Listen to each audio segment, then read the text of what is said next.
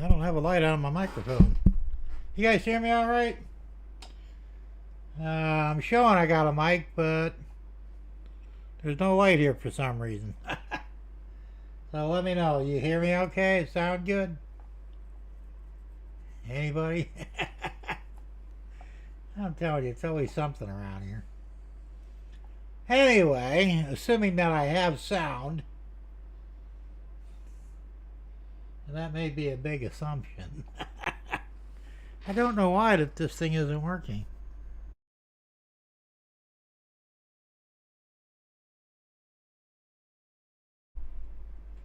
Okay, I guess the LEDs burned out in my microphone. Yeah, it's supposed to have LEDs in there. Well, they ain't working no more. Does anything ever fucking work the way it's supposed to? I'm telling you. Alright, well, let's go ahead and say hello to everybody. Let's see, who got the retarded cookie? There it is. Who got the retarded cookie? It looks like Tom Grassi did. Tom, you got the retarded cookie? Enjoy that the cookie? And good to see you here. And we have John Nippenberg. What the hell did this thing jump on me for? John Nippenberg is the second one. He gets the half cookie. Good to see you, John. I got everything's out of whack here, man. I'll tell you. There you go, that's a little better. Who else we got here? Hot dog pie with Andy. He says he's on the crumb diet. This thing is jumping around all over the place, and I don't know why. It's weird. Let's see who else here. Let's see. Alright, what the hell's going on here? Gerald Stewart, good to see you here. P&L Railroader, good to see you. Dundas Junction Model Railroad, James. I know he couldn't stick around, but he catch me on a replay. Good to see you either way. Anfield Road Layout in the Loft. Lee, how's it going? Let's see. There he said hi to P&L. DWM Trains. Dave, how's it going? Good to see you. Chuck Shriver. Good to see you, Chuck. And it just jumped on me again. What the hell's going on here? Raymond Anthony, 127. Raymond, good to see you. As always, he says, I have arrived. And exactly when you're supposed to. Bernard C. Hey, Bernard. Good to see you here, Bernard. Schuylkill River Valley. John, good to see you. Let's see, who else here? Russell's Rockin' O and H.O. Trains and stuff. Russ, good to see you. And we got Crooked River and Eastern Railroad. Crooked Dave. Good to see you, Dave.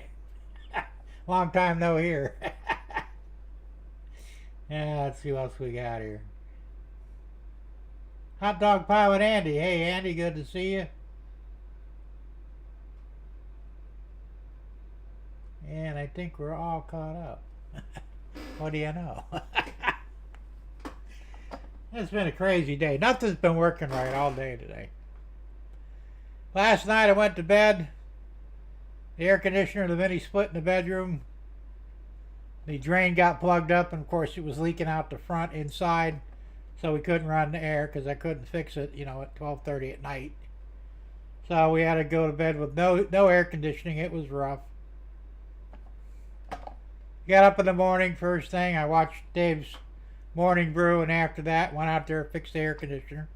All I had to do was hook the wet dry vacuum up to the drain hose and suck whatever was stuck up in there and cleared it out. It's working fine now.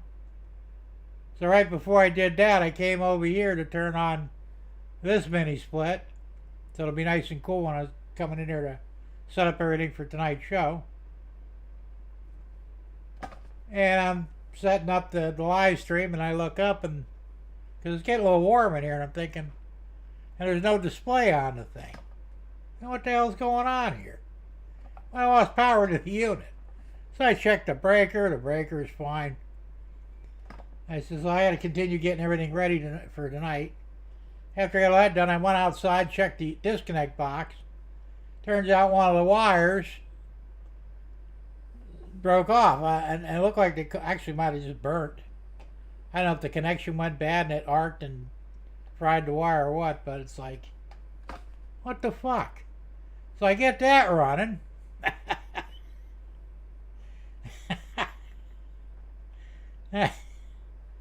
I come in here, everything's working fine, and now the mic doesn't light up anymore when it's on. Doesn't really matter because I have my electronic LED on the OBS to let me know when it's actually working. And I'm telling you, you can't win. Hey, Gerald Stewart, good to see you here, man. And NS5107, aka Chasco. Chuck, good to see you. So, I mean, it's just been a weird day. And it's been like, actually, it's like every day it's like that anymore, it seems. Something going wrong with something. Now, what the hell's going on here, you know? I mean, you just can't win. So, anyway, everything's working at the moment, sort of. Except for the LED on the microphone. It obviously took a shit. It's the way it goes. DWM Trains, Dave. Did I say hello to you? I know you were in here earlier. I might not have said hello. Anyway, good to see you here. So what do we got going here? Well, we got a whole total of 3 videos to watch tonight. They're shorts, you know, about a minute or two long. I think one's 3 minutes. And they were actually submitted by none other than Thomas Moore, you know, the guy with the man of 1,000 channel names. So I'm going to play those for you at different times. I also have an interesting news article, which you guys will really get a kick out of, and we'll do that in a little while. And it's train related, so we're trying to stick a little bit with train stuff tonight, even though the reality is I haven't done a damn thing in here. I mean, literally nothing. So my wife was kind of reaming me out too. She says, when are you going to get something done in there? I said, yeah, I don't know, you know. I'm kind of dragging my ass. I don't know why. I think the heat's really kicking my ass. I mean, it's not hot in here, but the walk between the house and here is hot. And the house isn't exactly that cool either, because I'm using a portable air conditioner in the living room. And even though it's an 18,000 BTU, the room is pretty large. It's semi-comfortable. In other words, I set it at 78, and it doesn't really get below 79. Which is not helping my electric bill either, by the way. So, but I can't afford to put a big mini split in until next year. So I'll just have to, you know, suffer with it for now. But and that thing has to be emptied all the time too. We use a 5-gallon bucket behind it. It's got a drain hose that goes into the bucket. And if you don't empty it occasionally, it'll overfill and, of course, get over the floor. So, I'm telling you, life's been weird lately. It just has been. But yeah, I'm not getting enough done in here. I'm kind of resolving myself to get something done. I keep saying that week after week, and a week goes by and you get nothing done. So I'm not going to make promises that I may not be able to keep. But I'm going to put a concerted effort in this coming week to get something done in here. So what I'm thinking of doing is I want to run those bus lines for the DCC and the 12 volt on the second level. The only thing I need to do is go to the hardware store, and I can go to the private one down the road, get that real thin plastic sheeting. It's like a drop cloth, but it's like paper thin, to put over the top or the bottom level, so I'm drilling the holes. I won't have a mess of sawdust and shit all over the bottom level, because that was my big concern. It's an easy enough job. Should be able to do it in about 4 hours. Drill the whole string of wire, connect up, and we're good to go. So we'll see. If I get that accomplished, that's the start. And then the next week I can maybe start dropping feeders from the second level. That's going to be a little more time consuming. And I've got a lot of feeders I got to drop. Hey, Joe Rader, Black Rock Central Railroad. How you doing? Good to see you here. And anybody else pop in here that I didn't notice? Nope. I think we're still caught up here. What do you know? So I don't really have anything to talk about or show you, really, for the most part, of anything I actually did in here, because I didn't do anything. But we can talk about other things, and some of it's train related. And this news story about the, well, let's say it's a stolen locomotive. You guys are going to get a kick out of it. And y'all heard the term Grand Theft Auto, right? Well, this is Grand Theft Loco. And that was my coinage there, nobody else's. But it's still pretty funny.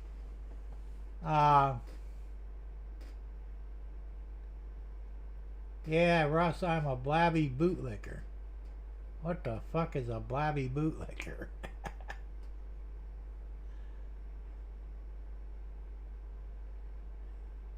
Bernard says our air is too dry. Hence swamp cooler works good over gas or central air. Yeah, I mean, if you got the right temperatures outside, the swamp cooler will work well. They don't work that great down here. Some of the hospitals and stuff have them, and they work, but they're a little uppity sometimes, you know.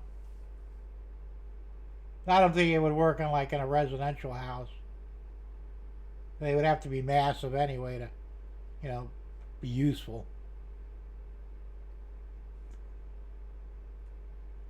But yeah, I'll tell you, my air conditioning for me has been like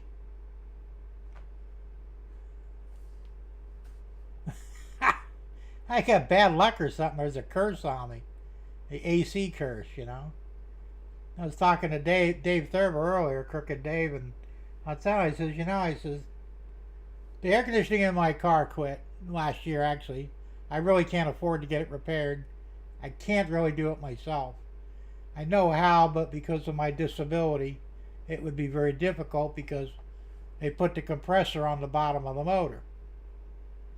And it would be a son of a bitch to actually change out. I mean, I may wind up doing it one day, who knows. But for right now, no. So my Ford Ranger's got beautiful air conditioning in it. Ice cold air conditioning, but it's not running again because of either a bad fuel pump or a bad fuel filter. I'm not sure which yet. We're going to start with the filter because I'm pretty sure it's original to the truck, and the truck has 251,000 miles on it. But even if it is a fuel pump, it's not that big of a deal.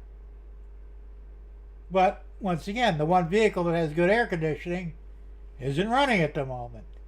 My wife has her Mustang. The air sometimes works, most time not.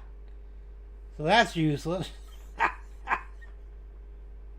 And in the house, it's like one thing after another with these fucking AC units.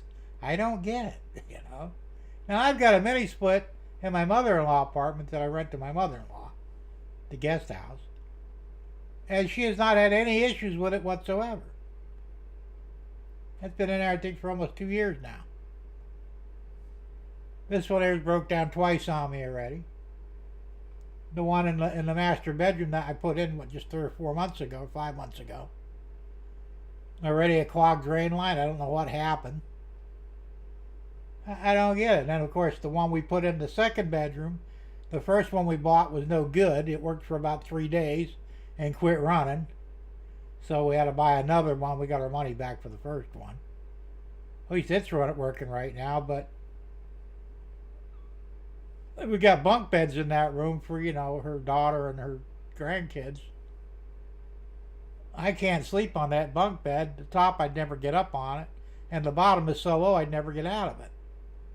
Because, my wife said last night, she said, why don't you go sleep in the other room?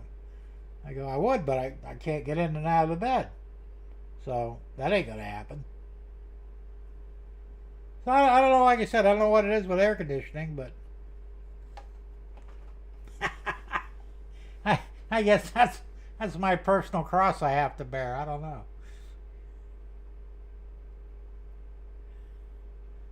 Uh, sometimes the AC might go to shit. Yeah, unfortunately. It said the big one in the house, it took a shit the second year we were here. I fixed it a few times. I'd fix one part of it, another part would go. And when the PC board on the air handler went, I just said, you know what? I'm done with this.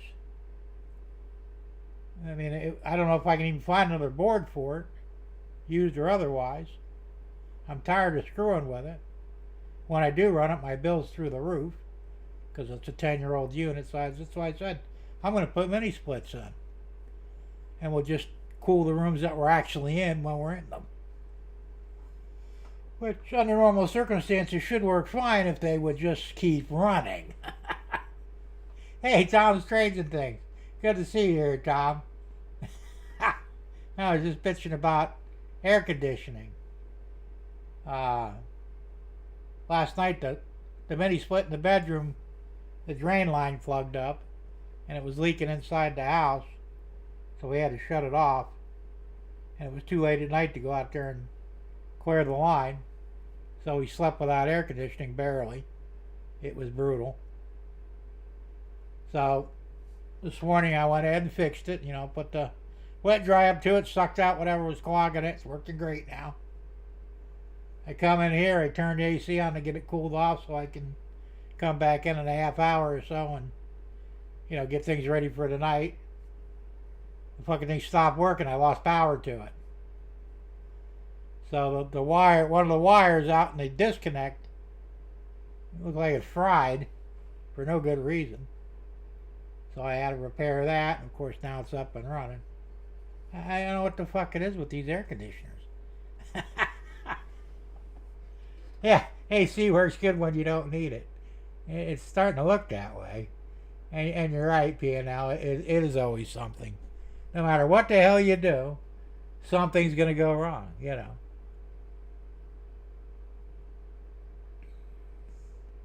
Well, and that's true that sometimes they do need to be shit canned, but the thing is, these are all new units.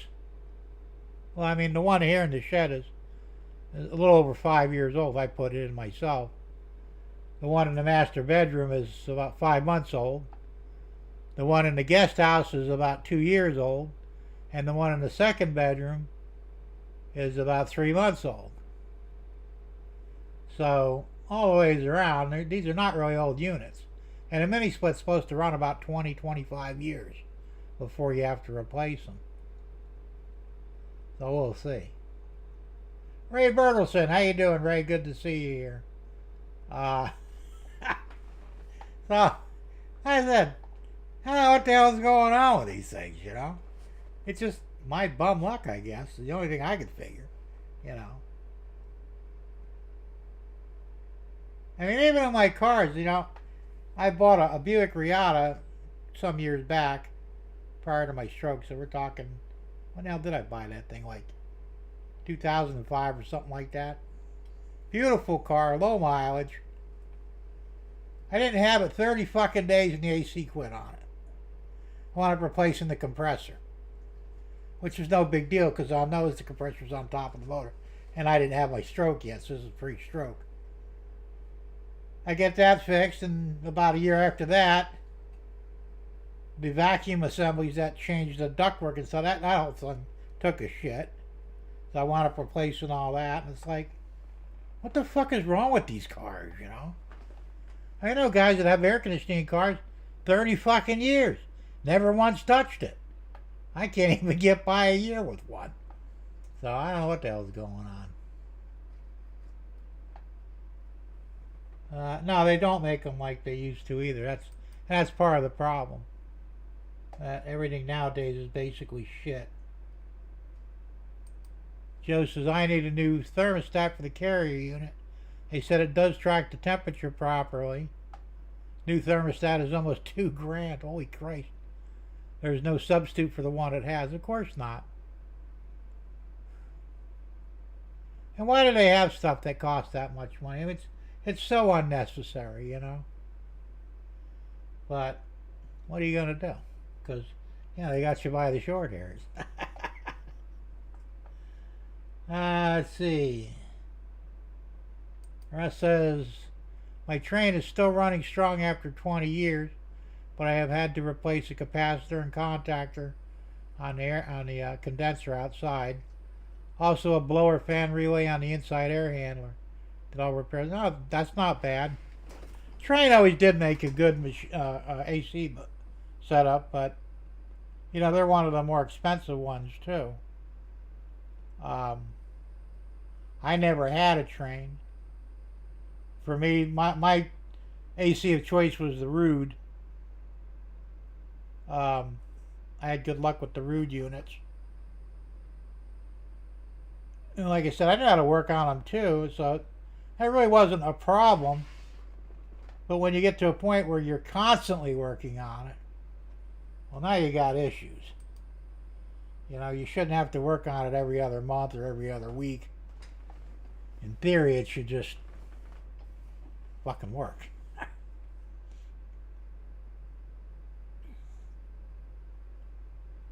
Bernard said he lost the house internet. What the fuck? Oh, you using your phone, Bernard?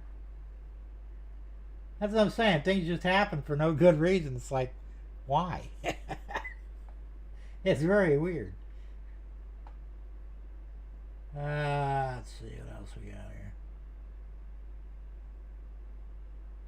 Yeah, $2,000 is bullshit. Well, but that's what they do, though. I mean, I looked at getting the unit replaced, my central air. I have a 4-ton unit, you know, with a heat strip in it for the heat, which you kind of need here, but they wanted $9,000. Was the cheapest I found. The most expensive was $11,000. And I'm thinking, are you out of your fucking minds? And it's a 3-hour job to change them out, recharge it, and you're up and running in literally 3 hours. Because they don't do duct work or any of that shit. Just the condenser outside and the air handler inside. And my air handler's in a closet in the kitchen. So they don't have to go up in the attic or anything. It's very accessible. And I'm thinking, yeah, this is bullshit, you know. I'm not spending that much money. And I absolutely refuse to.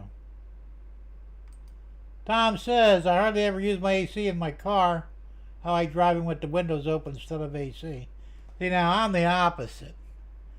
Because when I was a young man, I didn't have air conditioning in most of my cars. It was still kind of a novelty for most people, you know. I never had a new car either. I always bought used ones. And most of them didn't have air conditioning. And I had a couple that had it, but it didn't work. So, you know, I had the 260 air conditioner or the 460 air AC. You know, 2 windows open at 60 mile an hour. If you had the 460 AC, it was 4 windows down and at 60 miles an hour. And I did that for many years. And then I think when I turned 19, I got the first car. One of the car that I bought was one of the first ones with working air conditioner that I had bought. And I got spoiled. I had air conditioning, power windows, power seats, and it's like, I gotta have this shit now, you know. So I've pretty much always had air conditioning most of the time. You know, sometimes it was unreliable and I had to change it out anyway, but I don't like the wind noise. That's the problem with the windows down. It's very noisy. Your hair gets messed up. I mean, if it's a convertible, that's fine. But on a hard top or a coupe, nah. I'm doing it now with my Grand Marquis. I have to run with the windows down because no air conditioning. And it sucks, you know. If you want to have a conversation with your passenger, in my case, the wife, you're screaming at each other because you can't hear above the wind noise. It really sucks, you know. Bernard says, I wish they'd go back to wing windows. Yeah, you know, I kind of messed up myself. A lot of the cars I had back in the day had wing windows. And they were great. It was like air conditioning in of itself. And it wasn't real loud to have them open, you know. So, we should go back to that. Ray says it seems all the good happens to bad people. Yeah, that may be true. Dave says my HVAC guy said to install a shade kit on the outside unit, and it helps the AC not work as hard. That makes sense, and I've heard that before too. And I know a few people that like put awnings over them. They still have plenty of ventilation, but it's not a bad idea. I'm surprised they don't do that as a preference for all ACs. Hey, Derek Alexander, good to see you here, man. Let's see what else we got here. Tom says, I hate when my hair gets messed up. Yeah, we sympathize with you, Tom. I'm not going to touch that one. Tom Grassi says, Jim, my hair never gets messed up with the windows down. The same condition as the other Tom. I guess if I had that issue, I wouldn't worry either. So my wife said, when I go out the house, we go out to the store. Aren't you going to comb your hair? Why? Well, don't you want to, not look like a bum? Well, yeah, but I'll brush it when we get to the store, because if I brush it now, it's going to be a fucking mess by the time we get there anyway, because the damn windows are down. Oh, yeah. No. And Jasco says, so you have 440 air. 460 actually. 4 windows down, 60 miles an hour.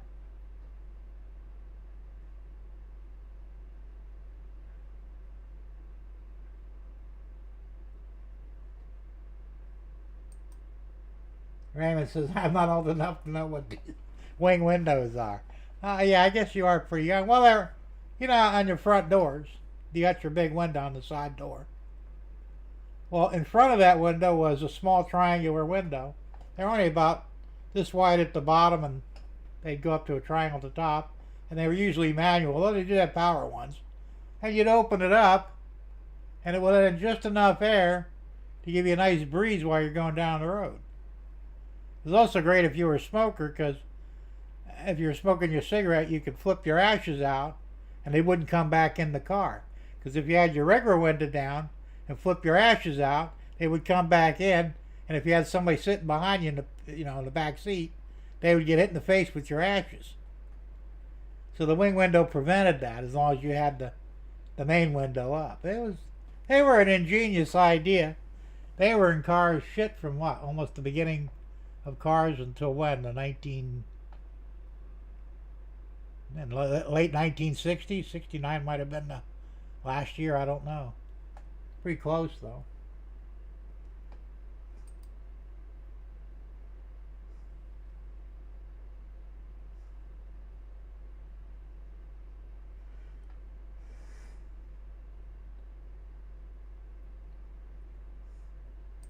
Oops. Wrong one. A movable quarter light. Yeah, I guess you can call it that, I think.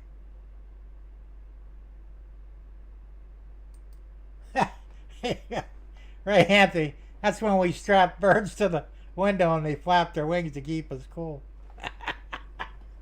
Alright, Ray. Quit fucking with the guy, man. That's funny, though. I would have never thought of that. Well, they had a lot of things, Raymond, that you probably wouldn't be aware of. Like, the high beam switch used to be on the floor, on the left side of your pedals. It's a little button. And you'd reach over with your foot and tap it to put your high beams on or to turn them off. They didn't have them up on the stock of the column like they do now. A lot of things that they don't put in cars anymore that they used to back in the day. So, unless you're as old as I am, you probably wouldn't realize that. like the I actually drove one. A friend of mine had a 1920. Was it 1924? I think it was a 1924 Buick. Had a straight 8-cylinder in it, and it didn't have a starter button or switch. You had an ignition key you turn on, and you'd press the gas pedal to the floor, and that's what started the engine. The starter button was underneath the gas pedal, and then when the engine started, there was a disconnect. So if you slam the pedal on the floor again while you're driving, it wouldn't engage the starter. But it was slick as shit. Not many people knew that. You know, you're looking for your key to start the engine. It doesn't exist.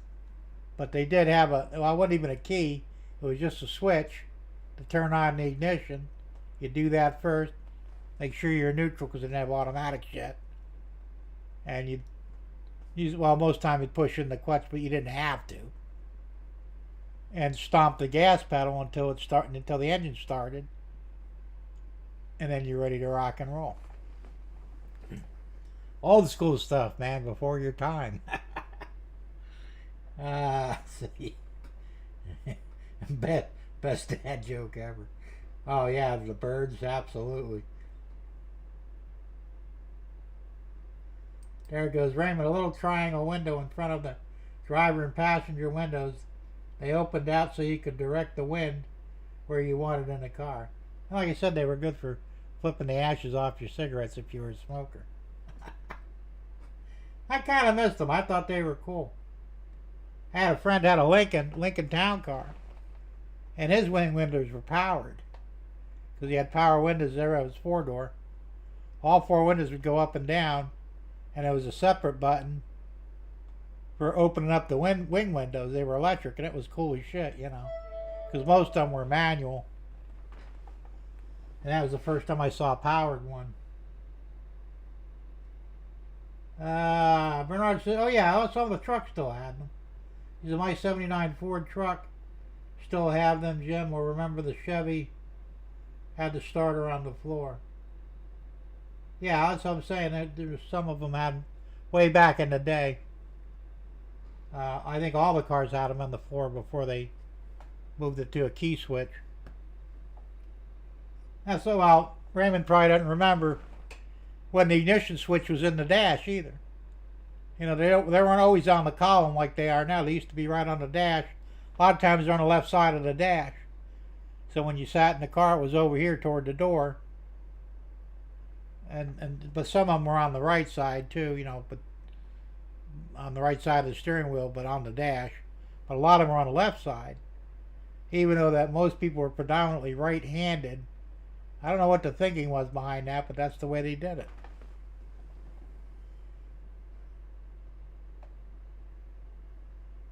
Gerald said the Crown Vic through 91 was the last American car to offer functional vent windows as an option. I was not aware of that. That's cool.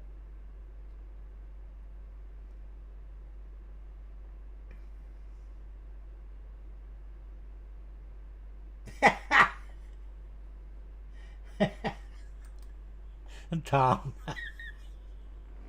Many blondes broke their legs when they moved the high beam control off the floor. Some visual. Put their leg up on the column. That's funny as shit. First, I thought the smartest thing to have it was on the floor because it didn't fuck with your hands. I mean, you can pay attention to driving. Now you gotta, usually on the stock it's forward and back. And I think if you push it all the way forward, it'll go to high beam and stay there. Or you can pull it toward you and it'll momentarily put the high beams on. I mean, you get used to it, but I still thought it was a smarter move to have it on the floor. I don't really know why they took them off the floor. Unless some retard didn't know how to use his feet. I can't reach the high beam switch. That's the only thing I can figure. Joe says, ashtrays in the armrest on the rear door.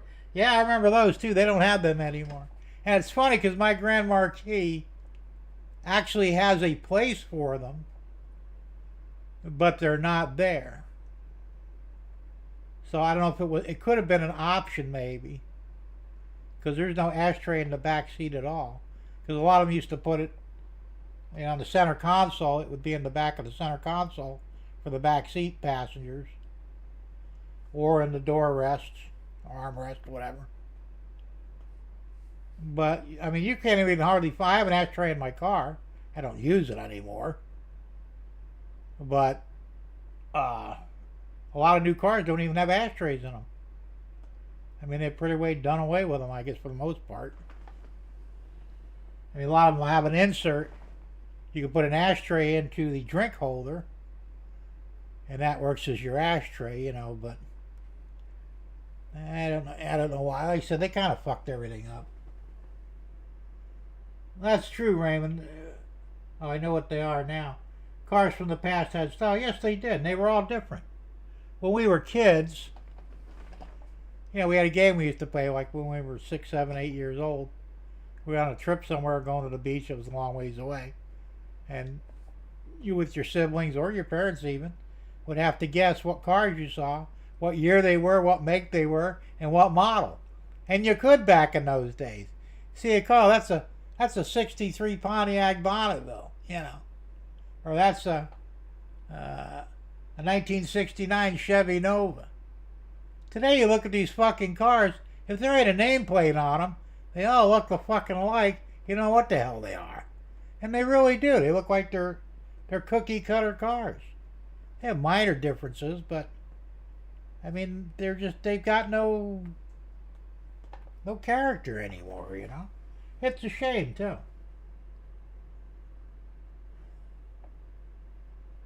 Yeah, I remember the automatic seat belts. I had a car, I can't remember what it is now. It was a Chevy, and I disconnected them. But they were actually, when you shut the door, the thing would come around and strap you in. And I thought, isn't this stupid? I don't like seatbelts, I don't wear them. So I got rid of them fuckers in a heartbeat. And he goes, of course I know where the clutch is. He said with his left foot in the ashtray. That was another thing too. I remember one of the, was it the Buick? I had a 69, no, it was the 69 Oldswagen. It had an ashtray in the middle of the dash and one on the left side of the dash.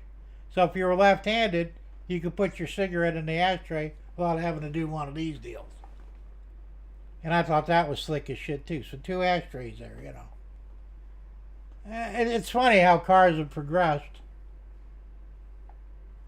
And they really went to shit, Raymond says today's automobile interiors are generic and too minimalist. Yeah, they really are. They don't have... Well, they're talking about... I was reading an article. It was really interesting.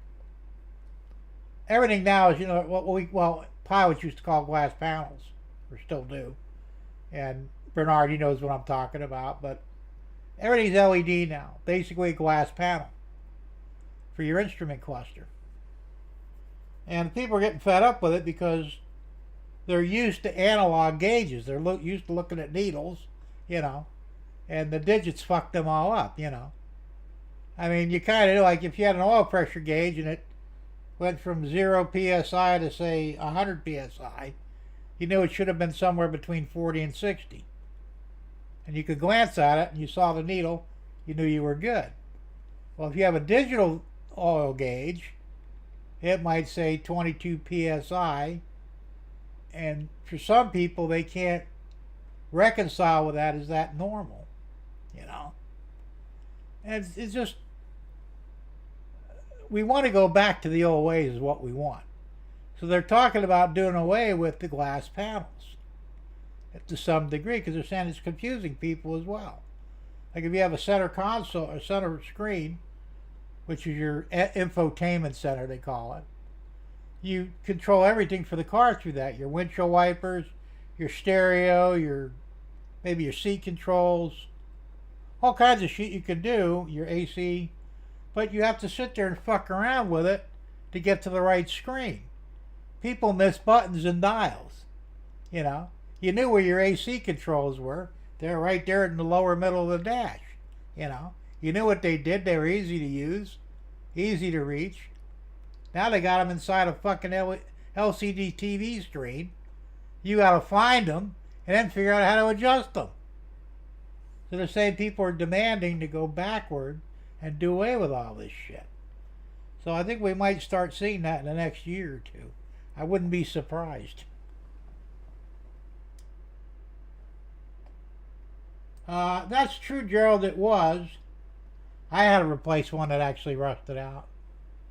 But they were cheap, and 2 screws, you change them right out and plug it in a new harness and you're ready to rock and roll.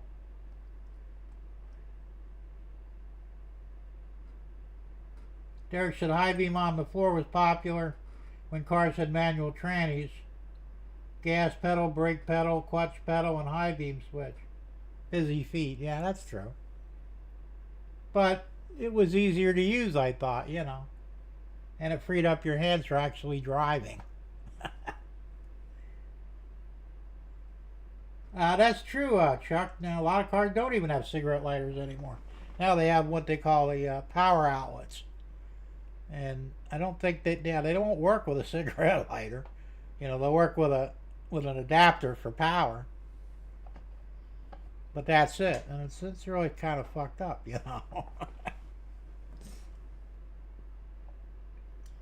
Ray says, we still have my dad's 51 MG. It has an on-off switch for ignition, manual choke cable, and a pull cable for the mechanical starter solenoid. Yeah, I remember those. That's what I'm saying. They were simple, but they always worked. And if they did break, they were easy to fix. Really easy to fix. Today, first you gotta figure out what the fucking problem is, where at in the schematic that it actually is, and then you're probably just looking at parts changing to hopefully figure out you hit the right part to replace. It's bullshit. It really is. And Bernard says, my Nissan truck, okay, it was a present, does not have an ashtray. It sucks. Every other car and truck I have has lighters and ashtrays. Well, I know, they're doing away with them, I mean, there's still smokers out there, and, even if you're an occasional cigar smoker or something, it still would be nice to have an ashtray, right?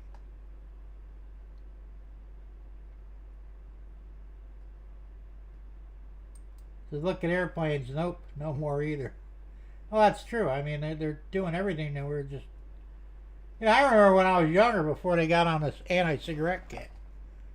You used to go to the movie theater, and on the aisle seats, you could smoke. They had ashtrays built into the armrests. I always thought it was kind of stupid because the the curtains were always on the aisles, next to the wall. And you were allowed to smoke right there. Well, you could actually catch one on fire, which would be bad. Then you'd actually have a valid reason to scream fire in a crowded theater. Because, normally you can't do that. But, I mean, I understood, because if you smoked in the middle, where it would technically be safer to do so, it would interfere with the movie projector. So, it was kind of weird that way, but... Ray says, I will take an analog dash over digital any day. Yeah, me too, actually. I mean, the digital shit's kind of cool. And because, especially if you know where all the numbers are supposed to be. But the needles are simpler because we grew up with them. We know basically where they're supposed to be. And most cars, well, maybe not most, but many cars, if the needle's straight up, that means it's in the normal range. So other cars are like to the left a little bit. But they all, I mean, if it's in the normal range, they should all be in the pretty much the same position. It was just easier to do things. So, all touch screens too. No fun in wintertime with cold fingers or gloves. Yeah, I'm sure that would be a problem. Tom Gray says, where'd he go? Tom Gray says, in my car, I have a profile, so when I start my car, the seat is, oh yeah, it does everything automatic. A lot of cars do that, but I think the BMW was one of the pioneers of that. I was in somebody's. Oh, it was my son's BMW. He had a 5 Series, and you could program it for each driver, up to like 5 drivers, I think. It was pretty cool in a way until it broke, you know. Everything's cool until it breaks. And he goes, so while you're flipping through screens, who's watching the road? Well, that's the problem. You become a distracted driver, and that's not going to work too well. Tom says, yeah, I remember when you could smoke on airplanes. That was before I started smoking. I was back in '67. Well, first and last time I was on a commercial airliner. Yeah, people smoke cigars, pipes, cigarettes. No big deal, you know. And nobody bitched about it. I mean, you could do that today. You'd have, you know, people wanting to throw you out the, out the door if you lit up a cigarette on an airplane. Hey, Todd Armstrong, how's it going? Good to see you here, man.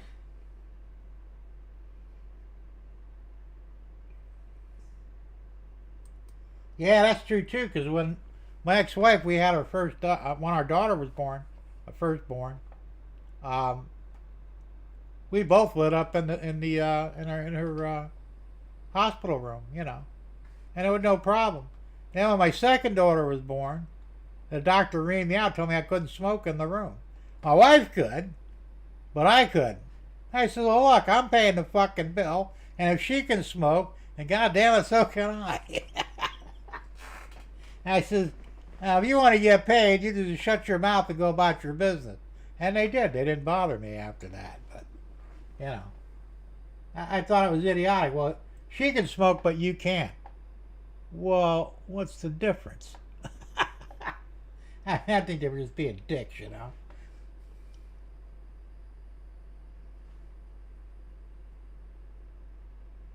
Oh, that's true. If you had a oxygen tent in the room, it was not a smart idea to smoke in there. Not a smart idea at all. And Taco, that's true. You can't bury a digital dash. But I buried a few needles on the speedometer. Me too. I think we all have. You know, can't do that on a digital. You also can't break the needle on a digital. I never did it, but I had a friend who did it. I think the car was doing well over 150, and the speedometer only went up to 120, and it actually broke the needle. I was like, oh, you have to get a new speedometer now. And he goes, yeah, Derek, it's hilarious watching the patients out on the sidewalk for a cigarette. I know, it's and the thing is my wife and I were talking about that the other night, and even she said, you know, they're revisiting the effects of cigarettes. Now, aside from all the chemicals in there, which they need to remove, but straight up pure tobacco has many health benefits. And I think they knew this back in the day. I remember going to I went to my doctor to get a physical. I was 15 at the time. And he asked me, he said, do you mind if I light up? I said, no, go ahead. Can I light up too? He said, yeah, go ahead. We're both puffing away on a cigarette. He's doing the exam on me, you know. And that was normal. You know, because the doctors thought it was good for you too. Well, it turns out, I found out years later, that there's a chemical in the cigarettes naturally that they can't replicate that actually protects you from certain types of radiation. Which would explain why they don't want you smoking, because they don't want you surviving, you know, any nuclear fallout. And my wife was saying that there's another thing in there that it does something. It actually helps repair organs or something. You know, if God put it on the earth, in theory it shouldn't be bad for you until you taint it with a crap that, you know, there's no reason to put 52 fucking chemicals, or 72 chemicals, excuse me, 72 chemicals into tobacco. It doesn't need them. You know, if I knew how to grow tobacco, I would grow some in my backyard, and maybe I'd start smoking again. You know, roll my own. But, you know. Let's see. Bernard says, I'm not a fan. Everyone has upgraded their airplanes to glass. I like steam. Yeah, that's what it's called in aviation now, old as steam. Oh, that's cool. Oh, once again, too, the glass cockpits are nice, but I think the steam cockpits are probably easier to read, and if you grew up with them, you're already used to them. Not only that, but at least, and in the steam cockpit, every one of your gauges are separate. So if your altimeter breaks, your artificial horizon still works. Maybe your fuel gauge still works, your temperature gauges still work, all the other shit. On a glass cockpit, if something goes bad, the whole glass cockpit goes blank. Now you got nothing. And that's a big problem. It's the same thing in comparison with cars. Remember when they had old V belts on them? And you had maybe 4 belts on your car, one for the water pump, one for the alternator, one for the AC, and one for power steering. Now they have serpentine belts, so you could blow an AC belt back in the day, and you go about your business just without AC till you replace the belt, or even the power steering. You could still steer the car; it was harder, but the car wouldn't overheat and blow the motor up. If you have a serpentine belt and it breaks, you're fucked. You're not going anywhere. You better shut that puppy down, or you're going to cook your motor. I mean, yeah, it's easier as far as replacement goes, but it's really not beneficial to the automobile owner. I mean, it just isn't, That's what I'm saying. I'd rather have one thing break and at least other things are still working than to have the whole shit take a shit. Now you're screwed. You don't even know what the hell broke on it. Tom Grass says, I see distracted drivers all the time on the road, and they are looking straight ahead and still are distracted. Yeah, that unfortunately is a problem, too. All right, John, have a good one, man. Take it easy. Thanks for coming by. Have a good night and a fun and safe weekend, and we'll see you next week.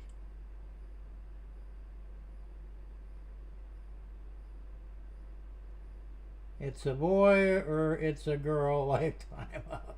Yeah, right?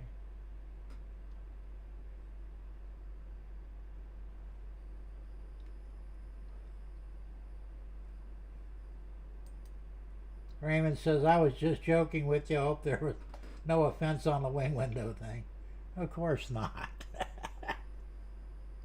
Hey, if you can't take a joke, you can't joke them, fuck them, or some shit like that. How the hell that goes. Chasco says, my infotainment system has a touchscreen, but you can use the touch part if the vehicle is not moving. Then you have to use a knob and button and watch the screen to make sure you get what you want. Well, that makes sense, I guess. Derek says, Big Jim, if a house was on fire, would you stick a straw in the window and take a breath? Well, no, but there's a difference between fire and a cigarette.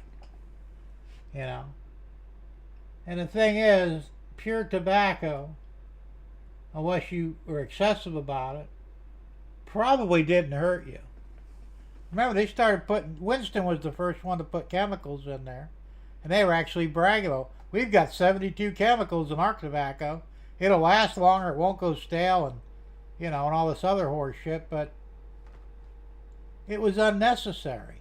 And once again, you've got man thinking he can do better than God.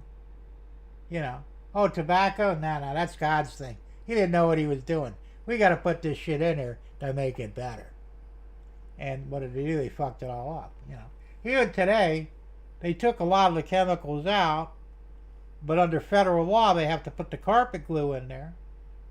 And that's what turns the cigarette out if you don't hit on it, because some moron, fell asleep with a lit cigarette in his hand and set himself on fire, burn his house down or whatever.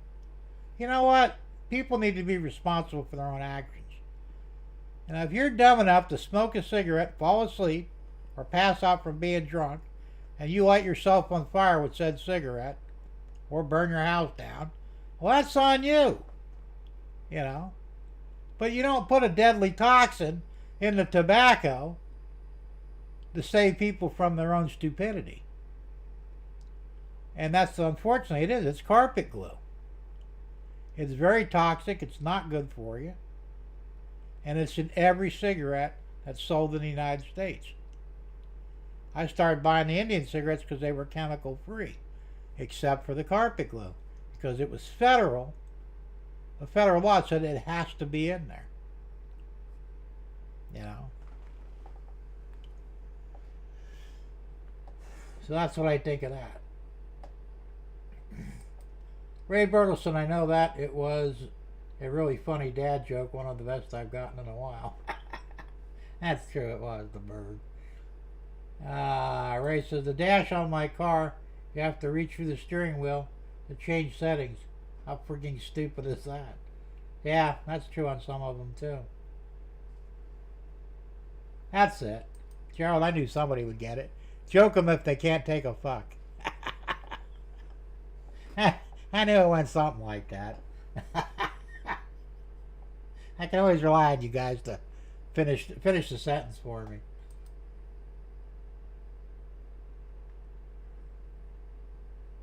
Yeah, I know. Caution, coffee may be hot. Duh. Because you can't fix stupid, you know. Although I did read the other day, it said you can't fix stupid, but you can't put duct tape over them to muffle it. I don't know. I don't know if there's any truth to that or not, but, you know. I mean, you can fix stupid. Problem is, you'll do, you know, 30 to life for it or the death penalty. So it's really not worth trying to fix.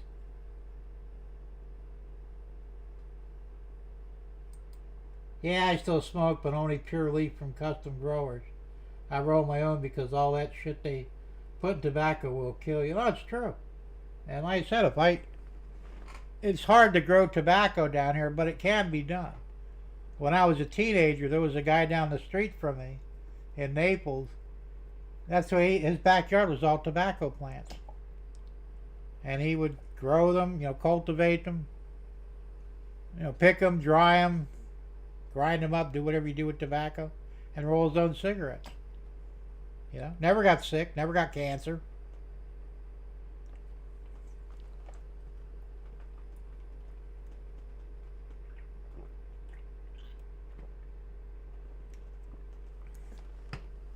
It's a shame that they got to screw things up so much, you know.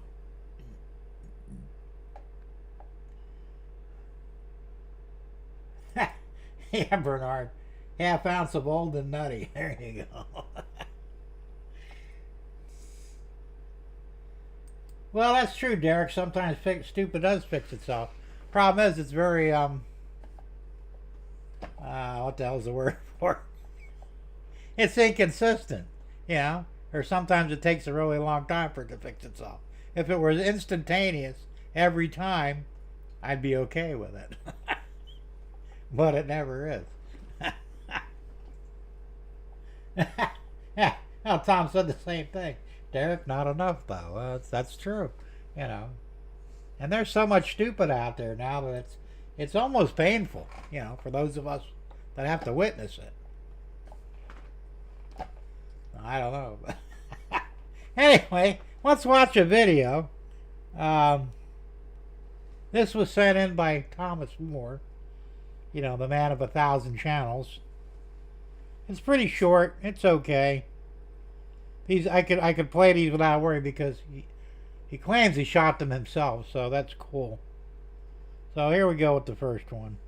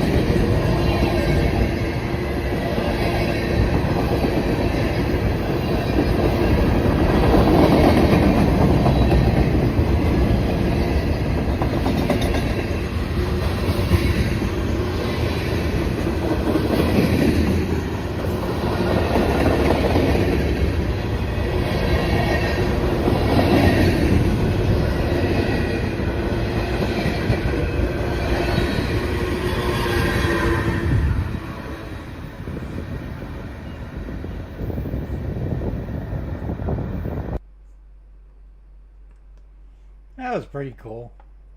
Quite a few flat spotted wheels. That's true. Hey Floyd, how you doing? Good to see you here, man. Yeah, Thomas More, you know, Pennsylvania train man or whatever the fuck his handle was lately. He sent me in a few videos, so if he actually shot him himself, I'll be fine. Now, if I get strikes on any of them for copyright infringement, I'm driving up to Kentucky and personally sticking my foot up his ass. But they should be okay. Yeah, there you go, Bernard. No hobos were harmed in this filming. There's really no place around here locally where I could rail fan, unfortunately. But, yeah, Spike Man sent it in, Derek. He said he changes his channel name about every couple of weeks. I don't know what the hell he is now, you know. I mean, we can usually figure it out because, you know, he'll talk about spikes, and he's like the only guy on the planet that's obsessed with spikes, so that makes it easy to identify him anyway. So, yeah, it was pretty close. I got two other ones a little bit shorter. They're not bad. I guess we know what Thomas is doing these days, because I don't think he's ever done any filming of rail fanning anyway. Previously, at least not that I'm aware of. So, and this actually has his channel name on it, and I'm assuming that he did it himself. I mean, it appears that he did. So, you know, he good catches with either way, though. I mean, nothing wrong with some good rail fanning.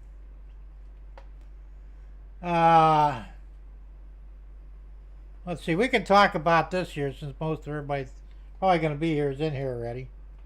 This is funny because of what it is. And this actually happened. I have to read the story to you. And I'm going to switch over here to actually read the story. Where did it go?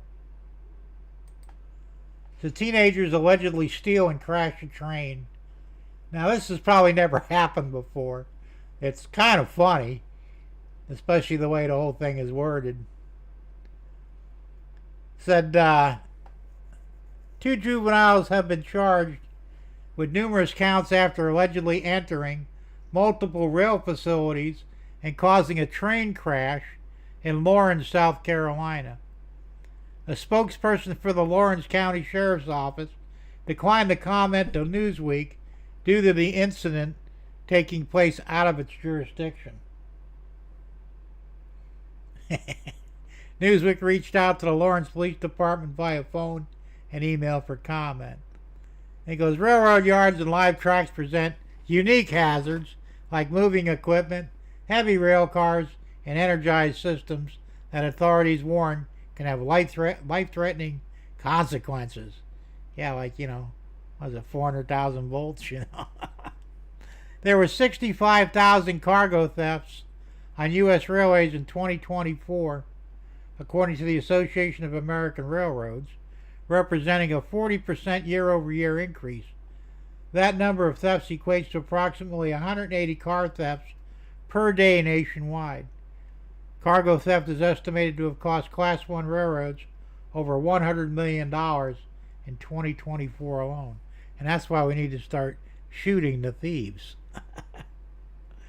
The Lawrence Police Department wrote in the August 11th Facebook post that the 2 juveniles whose names and ages were not made public purportedly started a locomotive engine that was linked to 2 others and drove the 3 engines out of the yard and onto a line toward Greenville, South Carolina. The connected train subsequently collided with parked rail cars while attempting to return the equipment to the yard, causing a derailment and property damage, according to law enforcement officials. I guess they just wanted to joyride it, I don't know. Both juveniles were charged with following crimes: second-degree burglary, grand larceny over $10,000, malicious damage to property over $10,000, willful destruction of railroad property, and injury to the railroad. They are detained at the South Carolina Department of Juvenile Justice in Columbia. Investigators opened the case on Saturday evening after the incident reportedly took place between about 5 p.m. and 8 p.m. and involved property belonging to Carolina Piedmont Railroad and CSX Transportation. It remains unclear as to how exactly the suspects gained access to the equipment and how they operated the locomotives. I mean, it's not impossible to fire one up, but you kind of you got to know what you're doing.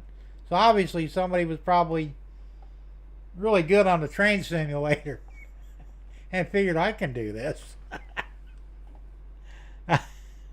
This was a dangerous and reckless act. Railroad property is not a place to play. Trains, rail lines, and yards present serious risks, and unauthorized access can have life-threatening consequences. So, I mean, that's really the gist of the story. So, you guys have heard of Grand Theft Auto, right? Well, this is Grand Theft Loco. I mean, it's fucking funny no matter how you look at it, you know. So, I just thought you'd get a kick out of it. I read that yesterday on MSN. I'm going, I gotta post this. Hey, Trackside Mike, how's it going? Good to see you here.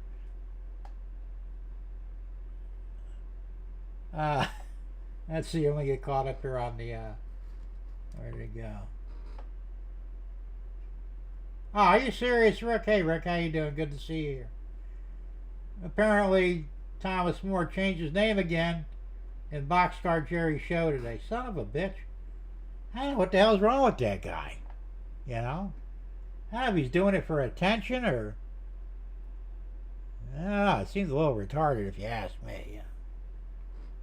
But that's just me. You know? Pick a name and stick with it, damn it. I mean, he can't be helping his own algorithm with that. It's got to be screwing up whatever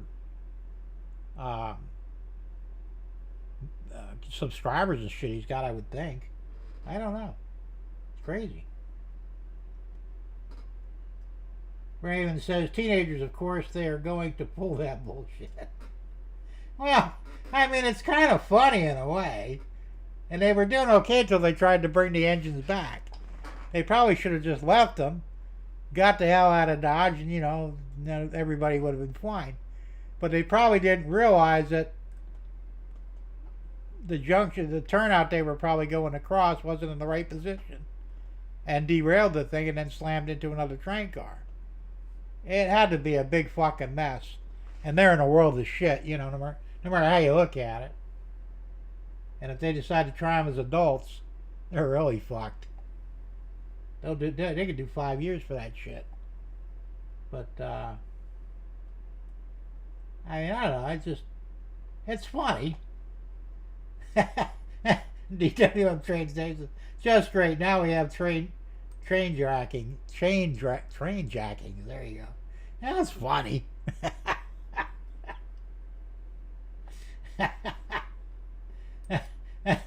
Bernard says, I guess I'm lucky and don't know it, Jim. I have 2 mains, half-mile through the canyon depending on weather. Sometimes they sound like they're coming through the house. Wow.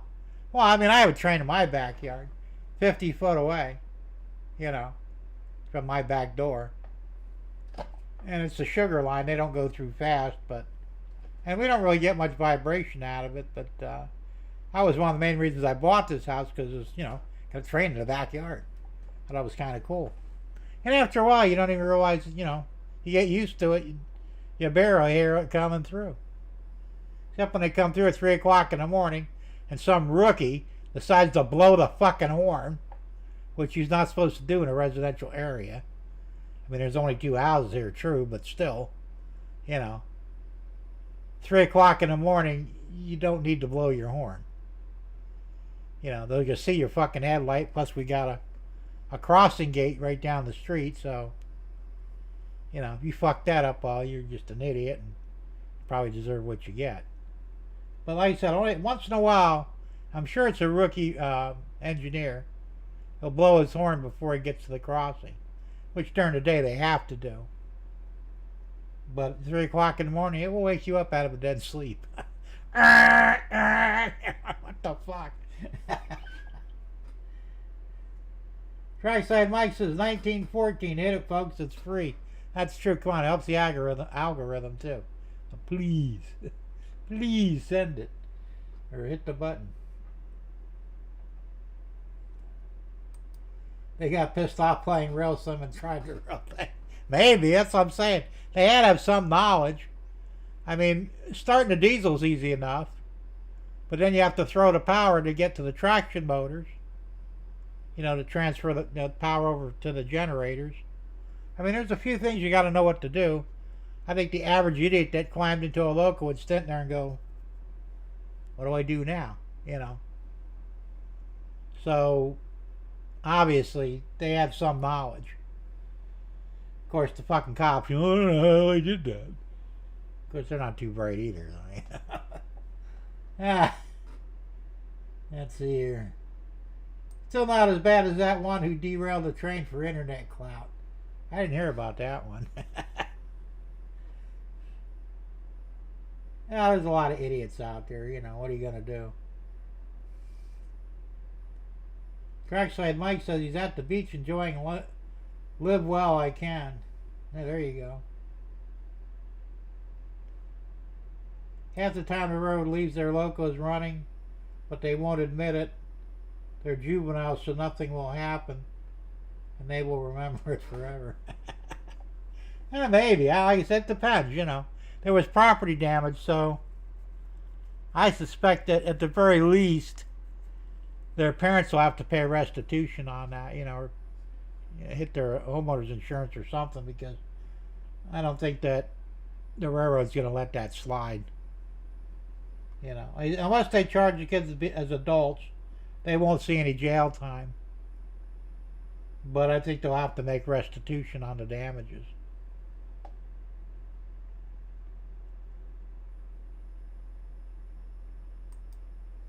Trackside Mike says, lots of trains down here, if you know what I mean. That's true. Did you send me a video? I think you did, and I think I watched it, but I don't remember what it was about. I get so many videos, I can't keep track of them all.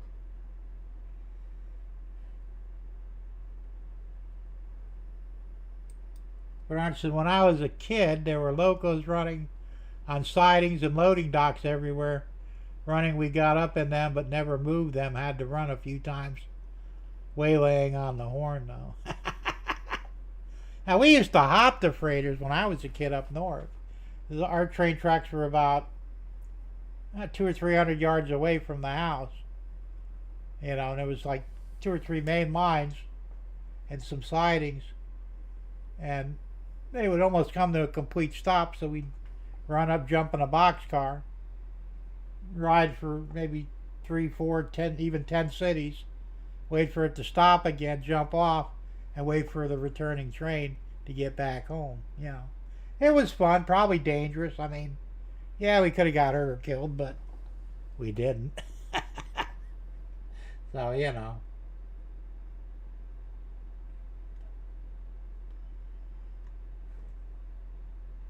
I mean, today you can't hardly get away with it. I mean, we did things when we were kids that today would get you in some serious shit.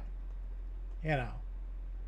And we didn't hurt anybody. I mean, we didn't even do property damage, but we did things and had fun. You know, we were kids. You know. I had a friend he had access to gunpowder, plastic explosive, you know, the good shit.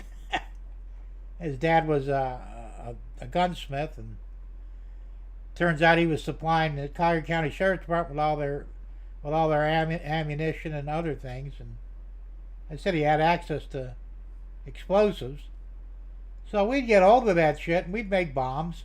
We'd go out in the damn woods, you know, make a pipe bomb, plant it underneath a tree, get about 100 foot away or more, you know, 100 yards away.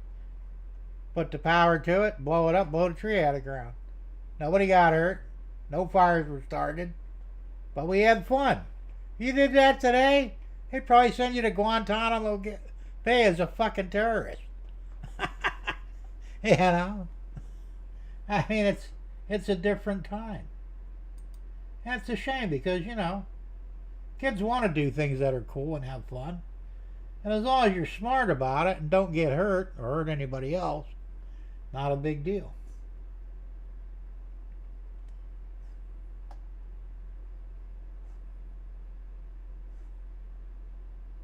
Ray says it has been years since I blew my horn in a siding. Okay. Bernard says, "Oh hell yeah, Jim! Trains were our taxis west to east, and catch another back home. Always rode to." We did the same thing. I mean, if my parents would have ever found out, I'd been grounded for life. And probably my friends too, if their parents found out. But we never got caught, by our parents or the train people. And it was just fun to do, Yeah, we got to ride a train, I mean, today, how many kids get to do that? Hey, if you jump in a boxcar now, you're probably going to go to jail. Well, at least juvie anyway, if you're underage. But I mean, even the hobos they don't fuck with anymore. I mean, you try and hop a train, and you're going to get in trouble if you get caught. It's really. I mean, I understand it to a point, but then again, I think it's ridiculous as well, Wigwag Workshop. Hey, Steven, how's it going? Good to see you here, man.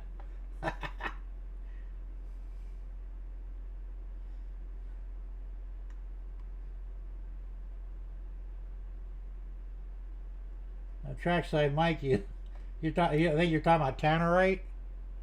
Right up there, right up here, a capful makes a big boom. Yeah, that was a story on YouTube. These girls, they were target shooting and they filled a microwave oven with Tannerite and shot it, and I guess it put a big fucking crater in the ground. Scared the shit out of them. I knew guys that used to shoot at the, they weren't full, but they had a little bit in them. The propane canisters, the 20 pounders.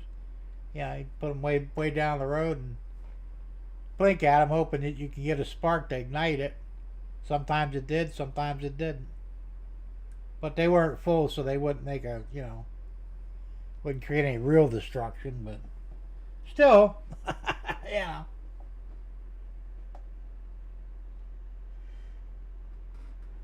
Let's see, Wigwag says, "It's been a long, stressful, and crappy week. On a positive note, one more day."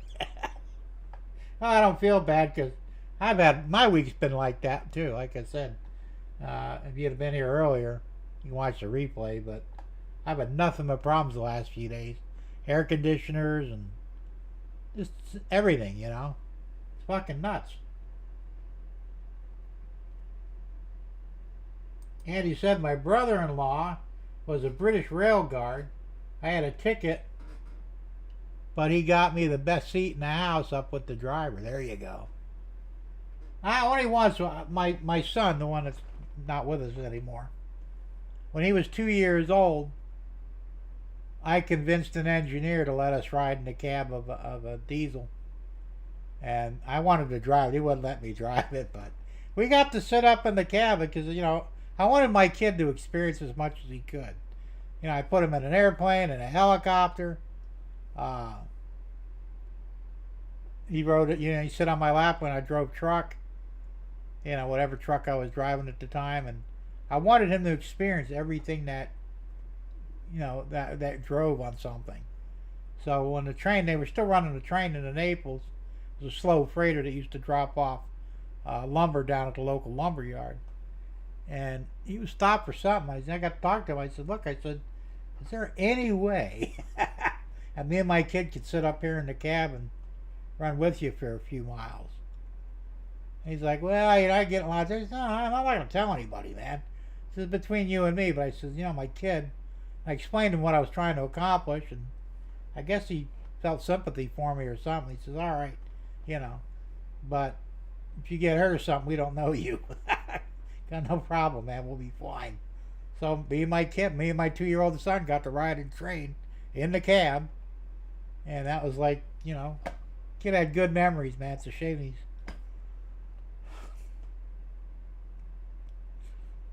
he's not here for it now, but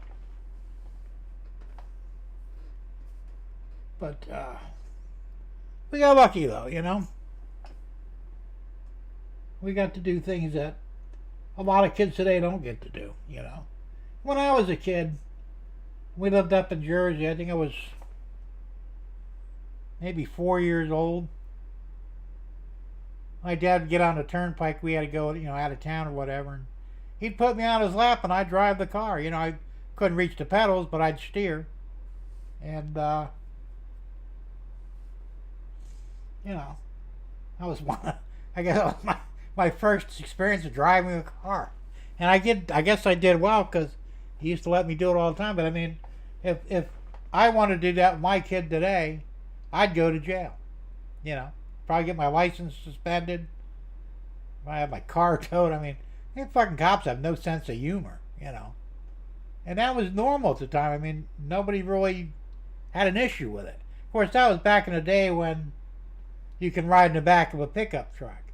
Now it's against the law, It's a shame that our society has gotten to that point. It really is.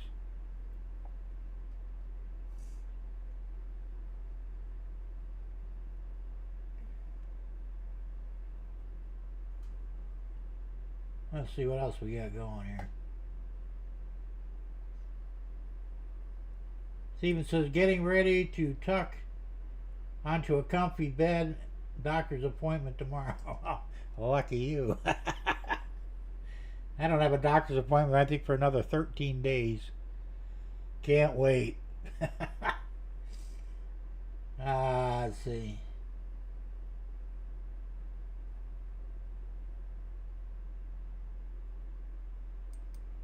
Andy said it was the 70s, Floyd. All was pot. It's true. Back in the day, like I said, things were different.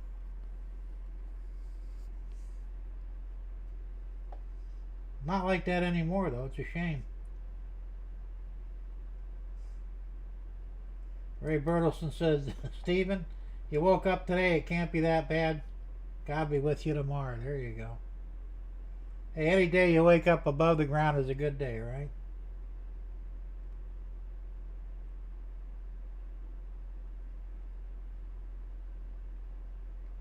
And Stephen goes, Jim, did you ever make Polish cannons? Oh yeah, well we call them something else. What the hell did we call them? We didn't call them Polish cannons. We called them something else. But yeah, use Campbell soup cans most time, and you use shoe polish. The flammable shit. You get it all down in there. Slam a tennis ball down in there, light that fucker, and boom. I think we just called them tennis ball cannons, but they were fun. Yeah, we used to make them all the time. And then, no, I was burning. We went more advanced. I took a PVC pipe that was 5 foot long. I think it was 2.5 inches, I think. Anyway, a caulking tube. We took a full caulking tube, jammed it down there after we put about this much black powder in the bottom of it. It was capped on the bottom. Had a hole drilled in for a fuse and all. Buried it in the ground because we knew it was going to make a big boom. And we let that fucker in my backyard. And it blew a hole in the ground. Not a big one, but a hole nevertheless. And we found the caulking tube. It was roughly 1.5 miles down the road, landed in the field by the school. And it was ours because I'd, made some markings on it, not my name. I wasn't that stupid, because we could have got in trouble for that. But it was a good projectile, man. To launch that fucker that far, We never did it again after that, but so we're always playing with explosives anyway. Bernard said, I've been reminded by my daughters, go easy, Dad. We made things go boom all the time. with abandoned mines everywhere. There's 25 pounds of black powder caps. One time, 10 cases of 10-inch Hercules. That was a hole. I'll bet. We never played with dynamite. We had the plastic explosive, though. That shit was cool because basically you set it off with compression. So you could light it all day long and it wouldn't blow up. If you stomped on it, though, you were going to lose a leg.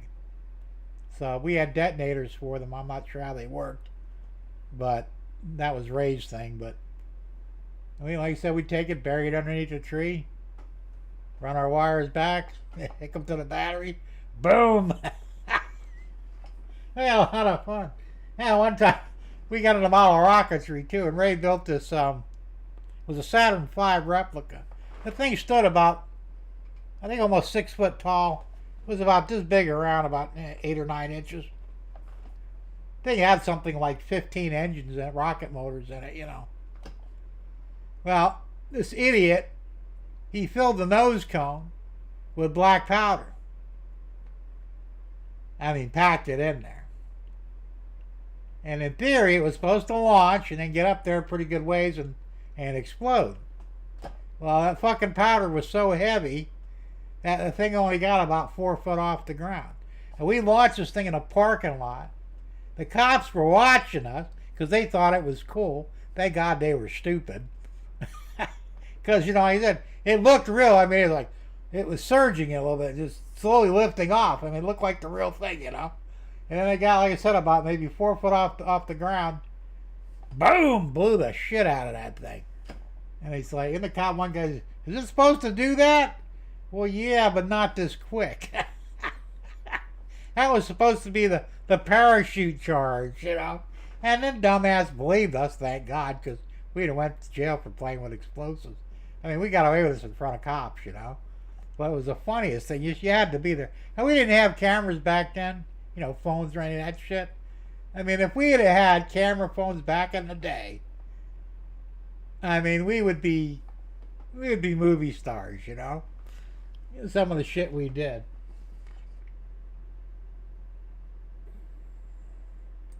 Yeah, and we did all kinds of things in that park. That was a Kmart parking lot. There was a grocery store in there, Kmart, and a couple other small stores. We'd hang around there on the weekends, you know, at night. And one time, fucking Ray, he was a fucking nutcase, man. This guy was kind of 6'2", about 300 pounds. You know, I mean, he was overweight, but he didn't really look fat because he was so tall. And strong as an ox, but dumb as a rock, you know. Yeah. He takes some fishing line, like maybe some 10-pound test, ties it to the back of his pants and to a shopping cart about 15 foot behind him. Goes running down in front of the parking lot in front of the grocery store, screaming and yelling, "It's after me! I need help! Please help me! It's gonna get me!" And he's fucking people are out there looking, what the fuck is going on here? You couldn't see the fishing line, and it looked like the shopping cart was chasing them.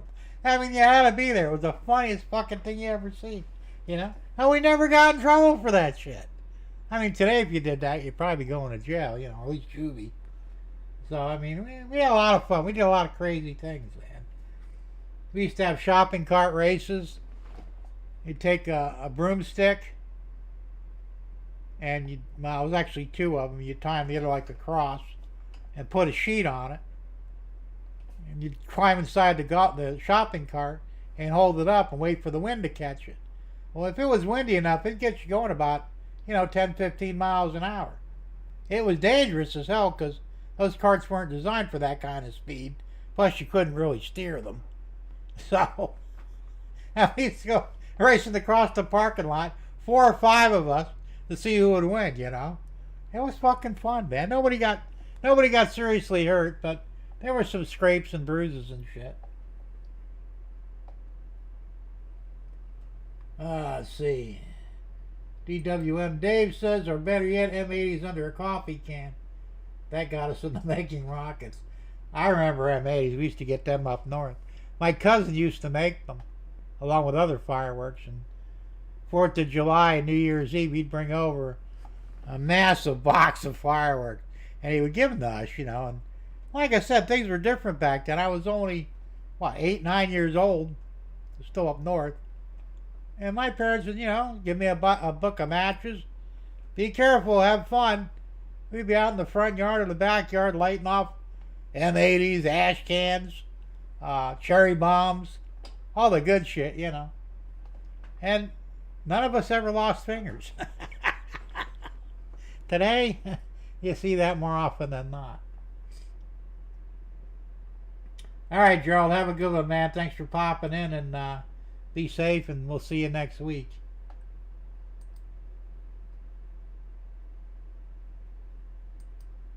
Steven says, in the grand scheme of things, all is wonderful. Just feeling a little under the weather. Yeah, I hear you. That's the weather, a lot of it too. It's just the heat's killing me. It's really fucking up my whole lifestyle. Bernard says, wigwag, every Halloween we set up big pirate ships that the neighbors shoot each other over the crowds. We get 100, sometimes thousands of trick-or-treaters. It's become quite a big deal. That's fucking funny. That's what I'm saying, Stuff like that, there's a lot of places you can't do it. It's illegal, Bernard says, old timers remember torpedoes and sledgehammers. That's before my time, so I'm not sure what that reference is. All right, Floyd, have a good one, man. Thanks for popping in.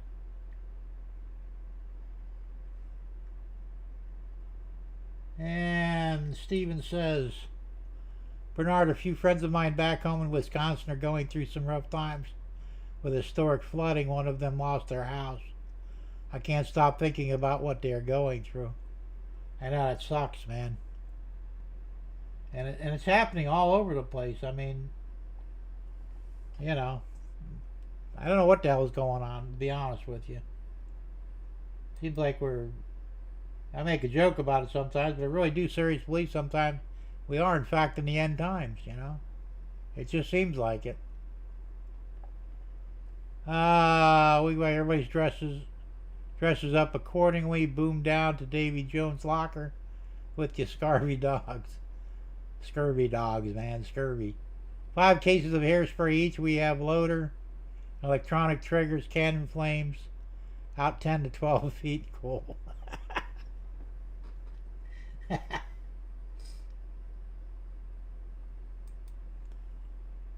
Yeah, Steven says, you folks might know how much I love fireworks. Just look at my videos from this last 4th. Just wish I could have filmed the entire show. I know, I love fireworks too. I can't afford them the last few years. I mean, the last time I really did a good fireworks play was back in Naples, and that was before I had the stroke, actually. So that'd be like 2004, 2005. And I spent $300 or $400 on the good shit, and put on a show. Hell, I can't afford that anymore, man. And there were guys that made me look like an amateur, There's one guy, he must have spent about $5,000 on fireworks. I mean, he was going all night with the good shit, man. And I'm thinking, what the fuck?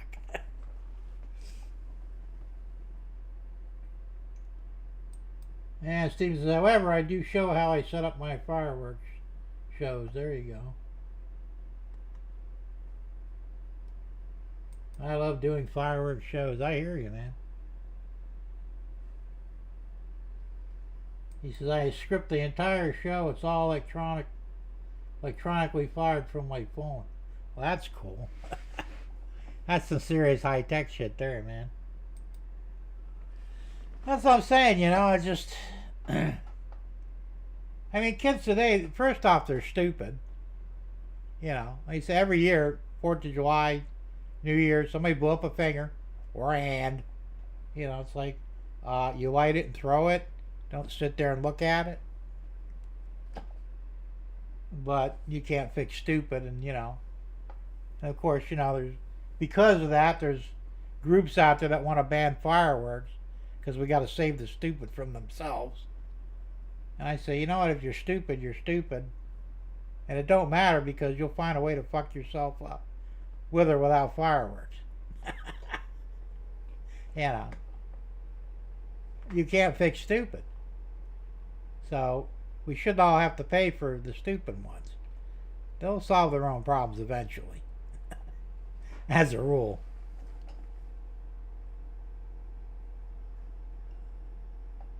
And Derek says, my neighbor could compete with Macy's. That's a lot of fireworks, man. Yeah, you know. Nothing wrong with any of it. Like I said, I have fun with it. Alright, well, it's time to show another video. I got to get these off here, so might as well watch them.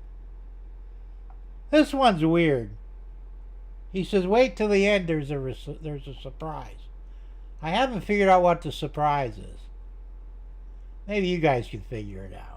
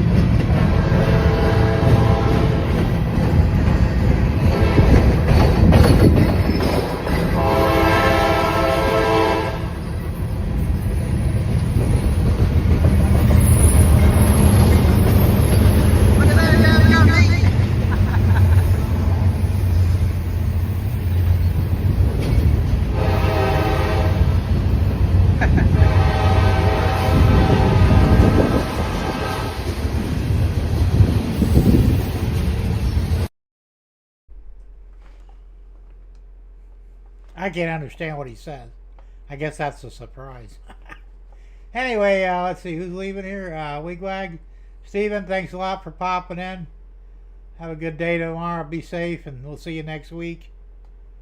And who else is leaving? I thought I saw more than one. Hey, JD, Grandpa Rails, how you doing? Thanks for the count, man. 1721. You guys hit the damn button. You know how to do it. It's easy. The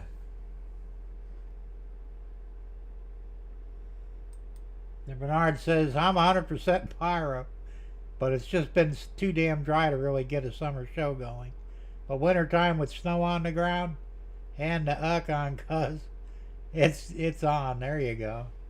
Yeah, you gotta be careful if it's dry out. You don't want to start any massive forest fires. And the law kind of frowns on that anyway.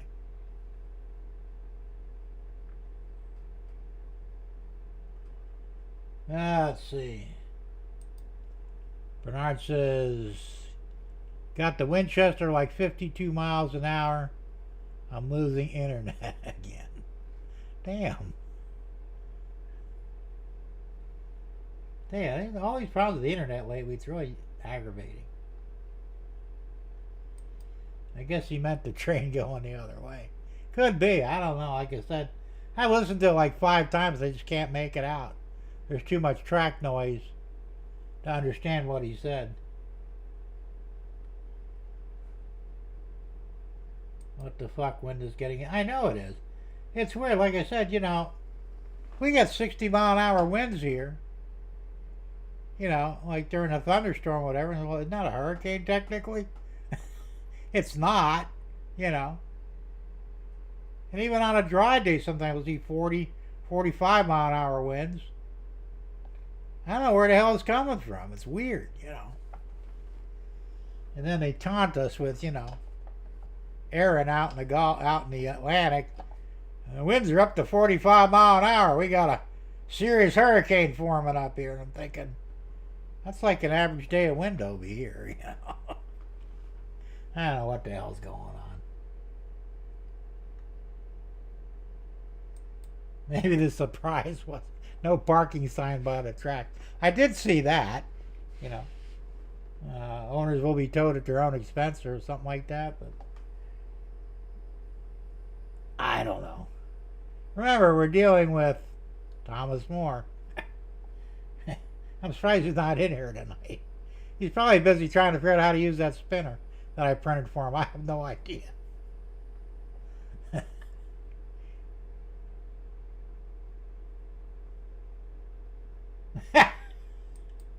I'm not going to touch that one, Bernard. That's you may be onto something there. Oh, there you go. It's the Coriolis effect.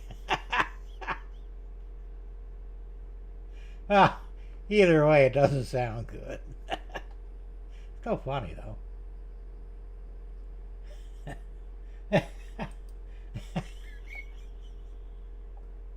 Bernard, that's not wind, that's a queef.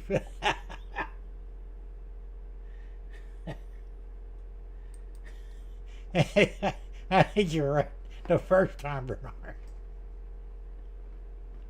I'm not touching it. Nope, can't do it. It's still fucking funny, though. You know.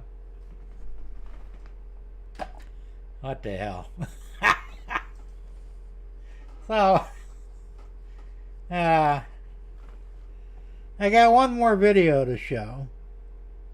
I think it was this one here. I think it's less than 2 minutes. So let's get it out there and be done with it. Now we're done with videos for the night. And once again, this is from Thomas More.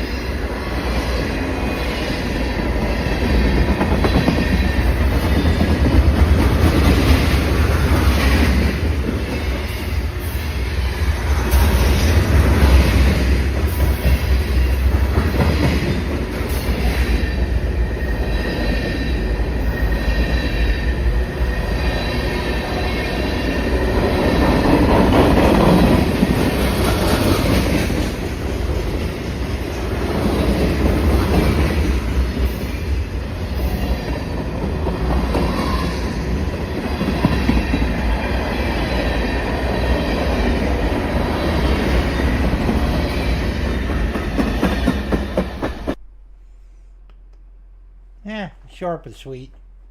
Pretty close, though. A lot closer than I'd get. You know, if something happened, he'd be screwed. Really, what did they tell you, to be 20 foot away? Something like that. Should he look like he was about 5 foot away from the tracks? Derek said he's not even here to watch the videos. I know, it's a shame. And Grandpa Rails asked, Tom Grassi, did you print the water tower? What were those yellow cargo? I don't know what they were. It was very difficult. As I say, it was too close to really get a good look at the trains. It was a good catch in a way, but he should have been farther away. I think he would have gotten a better viewing of it, better real fanning. It's pretty amazing that there aren't that many derailments on the prototype, especially on some of these 100-car trains. I know it is, actually. That's another reason why not to be not too close to the trains either, the tracks either, though, because hey, you know, you really wouldn't be fast enough to get out of the way. You'd be screwed. But no, I mean, still overall though, that's what I said. I wanted to have a little more train content this time, and that's why I decided to run these videos. But I really am surprised that he's not here. Yeah, he might be lurking though. You never know. He's probably thinking, I want to see what these guys are talking shit behind my back. If you are listening, Thomas, the only thing we're bitching about as usual is your fucking channel name. Stop changing the damn channel names. Pick one and keep it forever. And we might have to ban him if he keeps this shit up, you know.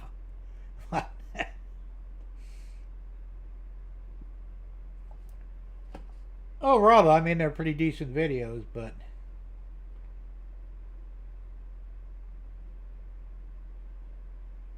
Ray says there was no Fred on that train. Yeah, I didn't see one either. Not sure if he does rail fanning just to pull a spike after the train goes by. Well, he did send me an email saying he had 2 spikes for me that I'd never seen before, which wouldn't be hard because I haven't seen that many anyway. But we'll see, you know. He is probably changing his channel name again. Well, who just said that he changed it again on Boxcar Jerry's show? I mean, he literally changes it every week or two. You know, I mean, that's his thing. I don't care one way or the other. It's a little aggravating because I look like an idiot when he gets on there. Hey, man, it's me. Who the fuck is me? You know? You know, Thomas. Oh, shit, you changed your name again. Quit doing that. Bernard says 2 years ago we had a grain train derail in town. That must have been a mess. And he goes, he's now known as Bernard C. And Rick's train goes, me. Hey, Rick, how's it going? Good to see you here.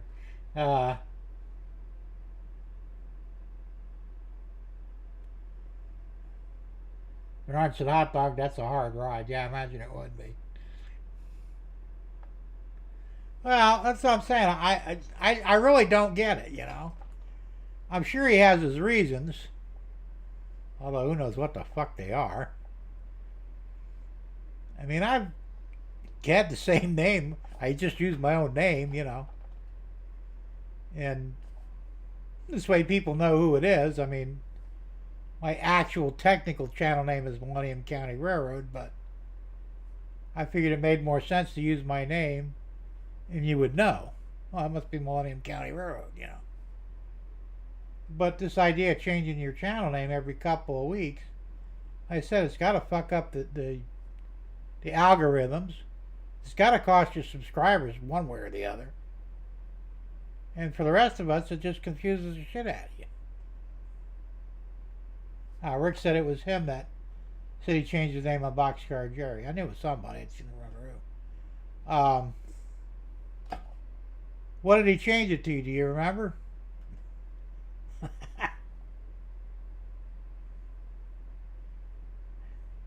And Ray says, sorry, Thomas, a.k.a. Spike Man, changes his name more than I changed my socks and won't follow him. I don't blame you. I mean,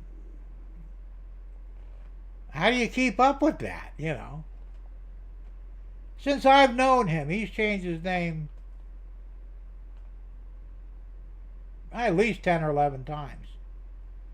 I mean, I don't even remember half the names anymore. I mean, he's constant. It's always something different, you know.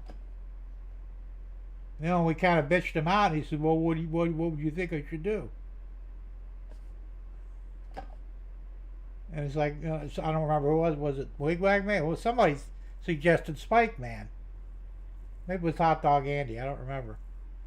But that stuck with him for what, 3 weeks? 4 weeks maybe? Then he lost that again. And he says, perhaps you should use the name Jim Tabasco. It's a hot video. Yeah, when I was in school, in grade school, they used to call me Tabasco sauce. Yeah, I guess it sounds a lot like Tedesco. I don't know. Never bothered me because I don't give a shit.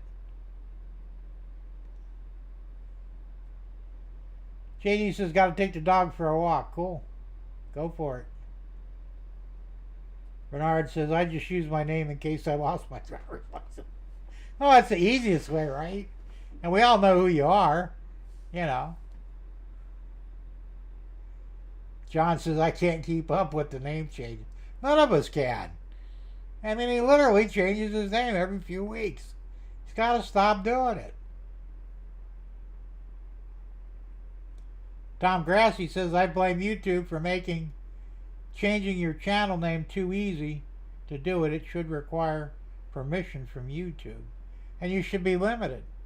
You know, like maybe 3 name changes in 10 years. I mean, it would make sense, right? And Bernard says, yeah, the names don't bother you. Sticks and stones may break my bones, but whips and chains excite me. I haven't heard that version of it yet. I'll have to remember that. That's a good one, Bernard.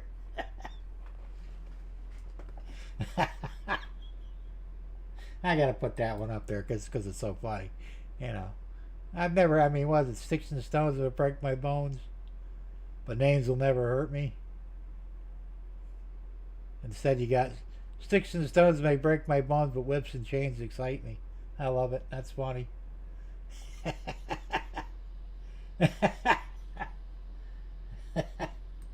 Derek, did I just hear Big Jim call for restrictions?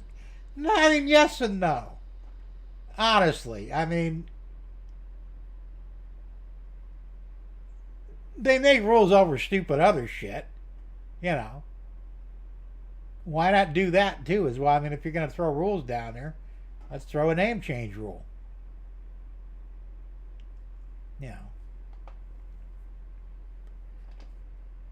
And I agree. I mean, you should either have a set number of times you can do it, or you got to get permission from YouTube to do it. Better have a good reason, you know. And once again, that would probably make you think of a really good name before you threw it down, so that I know you're busting my balls. That's no big deal, Derek. Seriously.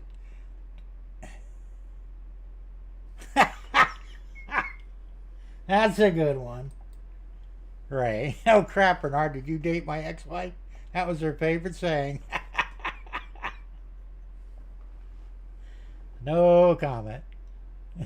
But hey, if they're into it. I dated a girl once a long, long, long time ago. She was kind of into that stuff to a point, It was different. But,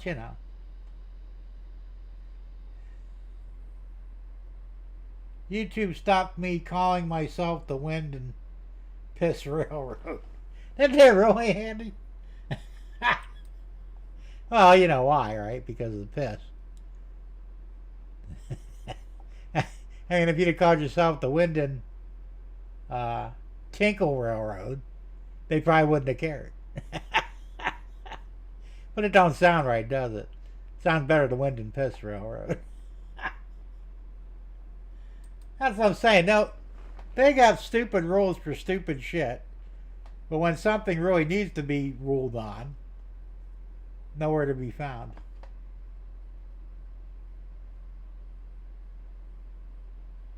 That's a small world, Ray. She said she wasn't married. Really, she did. Bernard. That's funny.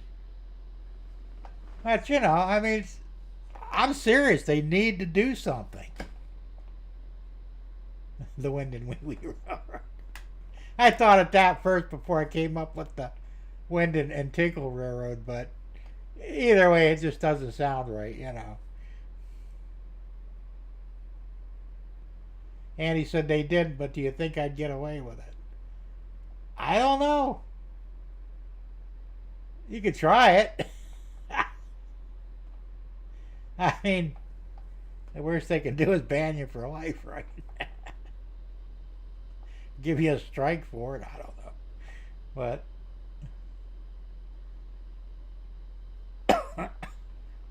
I'm saying I see things out there that realistically are offensive. I'm not offended because I don't care.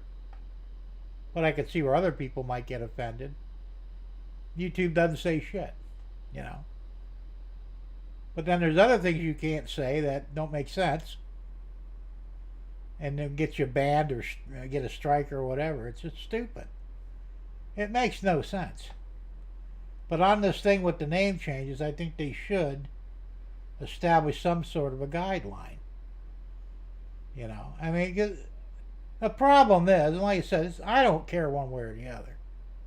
But was it like Bernard said or whoever said it? I won't follow him.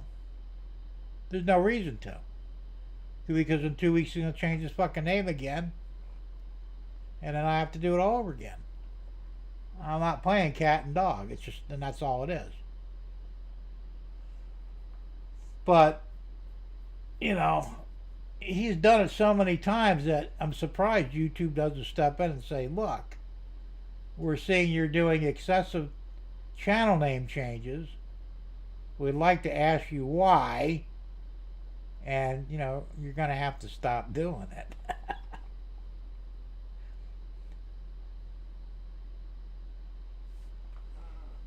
And Tom says, and he's right, they should take the word offended out of the dictionary. Well, they should. Nobody's offended by anything, Art. Well, everybody's offended in something. Nobody's offended in others. I'm one of them guys. I'm not offended by anything. I don't give a shit. Call me what you want. Call somebody else what they want. I don't care. They're just words. Then there's other people, if you look the wrong way, I'm offended by that. He got to stop him. People like that need a good ass kicking. Bernard says, nope, somebody smarter than me said that.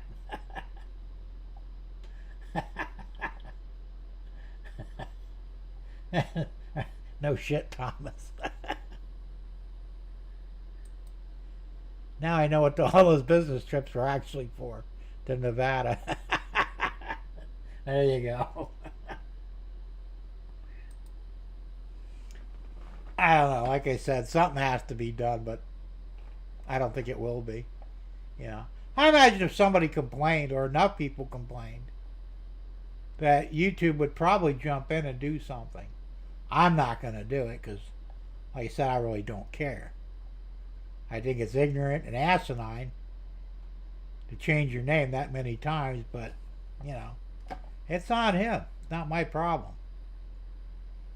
So, I don't know. I said, if you're listening in, Thomas, if you're out there lurking, pick a name that you like and stick with it. It shouldn't be that hard to figure out. Because I think eventually YouTube's probably going to get up your ass over it.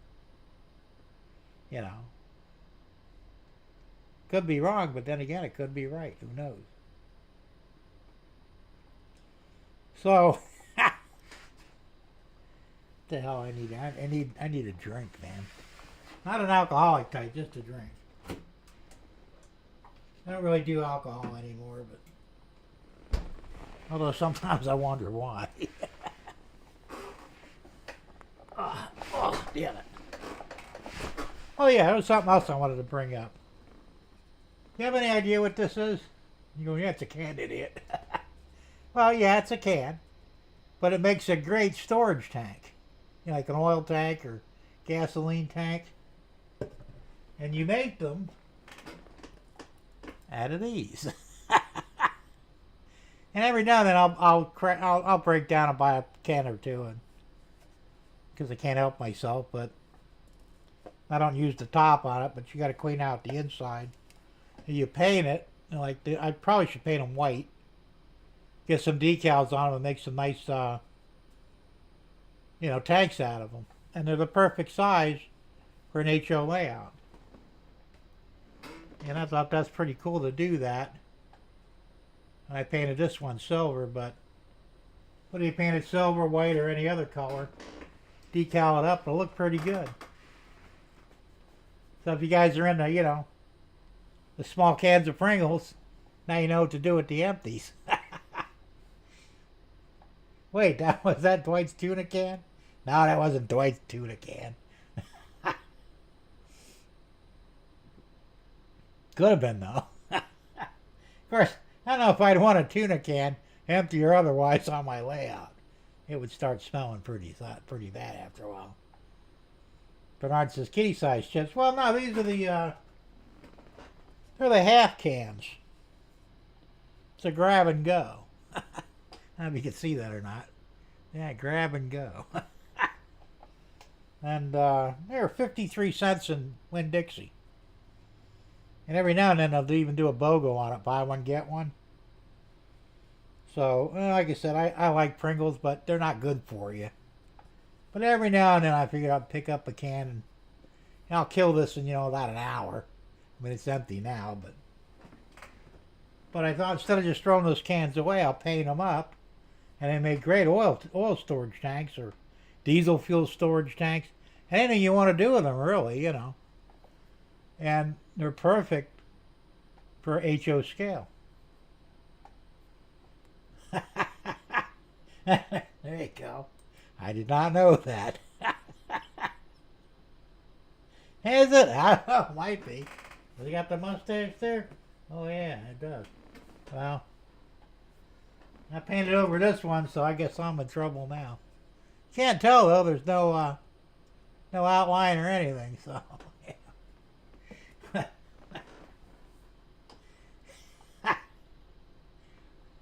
And Derek's got a point there too. He says you can use the full-size cans can be siloed. I didn't even think about that. That's a good idea. Because they're about the same size as the silos for Dave Thurber's got them for his hell, I can't remember what it is now. He's there's 6 silos or 8 silos altogether. It's a co-op.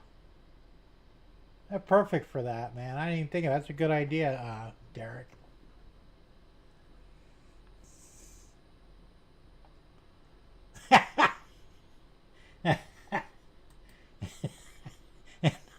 If someone blows the whistle, the mustaches fly off the can. I'm not touching that one either. Hey, Mom and Son Trail Rail fans. Tammy and Ray, how you guys doing? Oh, everybody's doing well enough. Anyway, good to see you in here. You're missing out on all the fun. We're getting kind of stupid here, really, but, just for what the hell.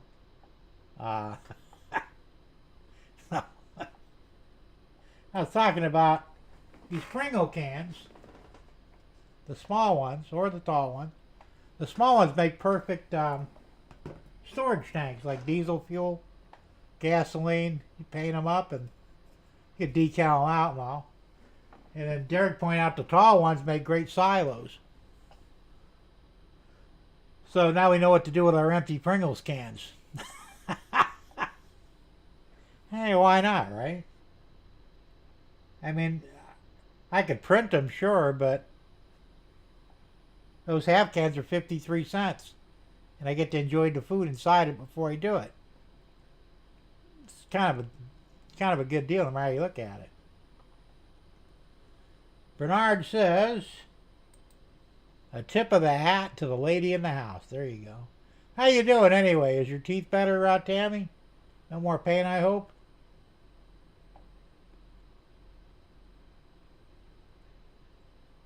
Tom, I think I did see that, Tom. It had to be some time back, but I vaguely remember it. The mustache is flying over.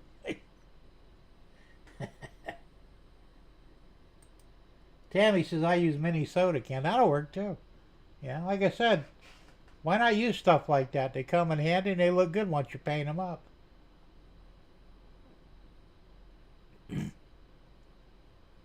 Ray says, hi, Mom and Son. Train Rail fans, hope you're feeling better. And Tammy says, where'd she go? Getting better every day. That's good to hear. So, like I said, we've actually talked mostly about trains tonight. Sorta. We saw 3 rail fanning videos. We talked about the Grand Theft Loco story. We've got some stuff to show here that you can use for your layout. Not bad. Could be a memorable moment on my channel. Hard to. Tabby says, Jim, I am still sore but better every day. Well, that's good. Last time I had 3 teeth pulled. They were so painful I couldn't do it myself because I usually do my own. And most of my teeth, because like I said, they were in bad shape, I ripped them out myself. But I had 3 in there. They were in the front and they were very painful. And I couldn't eat or anything with them, so they had to come out. So I wound up going to a dentist. And he was pretty rough. I mean, he shot me like 3 or 4 times with the Novocaine. Next thing you know, he's got the part. And they were out. And holy shit, man. Could have been a little gentler with that. I gotta get them out. So, and he wouldn't let me keep them because I said, can I have my teeth? Oh no, they become my property now. And I'm thinking, was this guy a tooth fairy or what? Yeah, but seriously, he wouldn't let me have them. Because I kept some of them. I still have a few of them, like mementos of, better days when I actually had teeth. But he wouldn't let me have them. He said he wasn't allowed to because they were considered hazardous material or hazardous waste. I'm going, they're fucking teeth and they're technically mine. He wouldn't let me have them. But yeah, he ripped them out pretty fast and hard. I mean, I was sore for about a day after that. My gums hurt. I mean, literally ripped them right out, man. It's like, well, fuck, I could have done that for free. But he was cheap, though. That's probably why he did it. What did I pay him? $70 for that? Which was pretty cheap for 3 teeth removal, But, I mean, nowadays, anyway.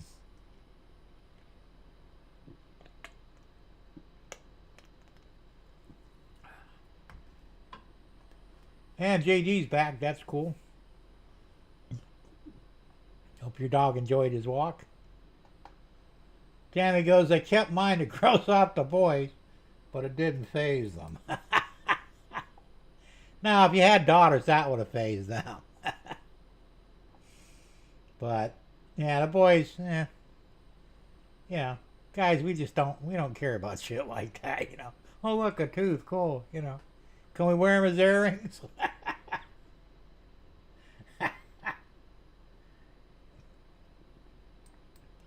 The one that hurts the most is the molar one on the left side near the eye tooth. Yeah, I can believe it. Like I said, not fun. But at least it's gone now, and that's the main thing.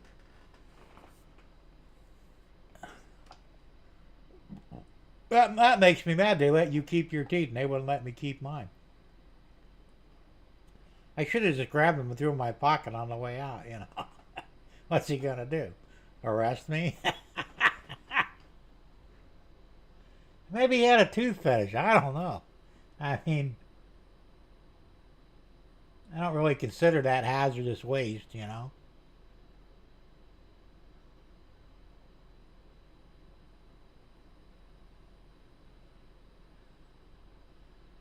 Bernard says, I did too, Jim. Just to remind myself there's always that one I should have watched before the pool cue made contact. And I had a friend, we worked in the ice plant together for an ice company. And we were helping the Mexicans in the plant because one of the augers got stuck and you had to break up the really solid ice to get it rolling again. So we had a ball peen hammer. Luckily, too, because if we had a claw hammer, he would have got fucked up bad. But he was just nailing that fucker. Well, he finally hit the metal, the auger. It bounced back, hit him right in the fucking mouth, knocked out 2 of his teeth. He was not happy.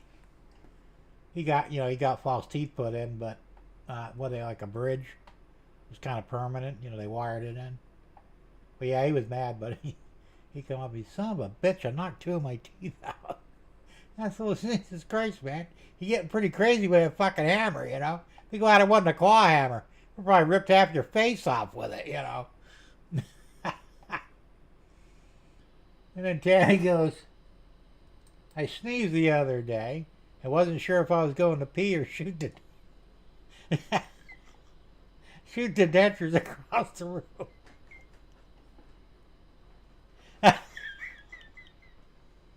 I gotta ask my wife if that ever happened to her. I mean, she hasn't really told me any weird stories about her dentures yet, but you never know, It's kind of funny.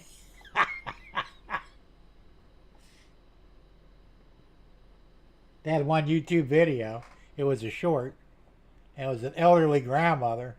She's probably in her 80s. They were giving her a birthday party. She went to blow out the candles and blew out her rubber denture instead. It come flying out, landed in the cake. That's pretty gross, but, shit happens, right? I guess the lesson there is don't blow out a cake with your dentures in, unless you're using that denture cream shit, right?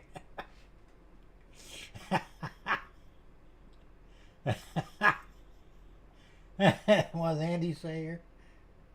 Says Andy, perhaps he had a ceramic toilet seat business. There you go.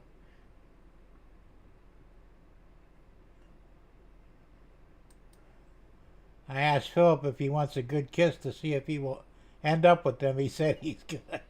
Oh, Philip's your husband? I haven't had that problem either. I mean, I kiss Debbie and they stay. I'm not freaked out by it. I mean, my dad was alive. He had dentures, and he took them out every night, soaked them in a glass, so they'd be ready the next morning. Because he had no gag reflex at all. He would just pop them things in and out like they were nothing. I couldn't do that. And even my wife has a problem with her. She doesn't like taking them out because they're so hard to put back in without her gagging to death. And,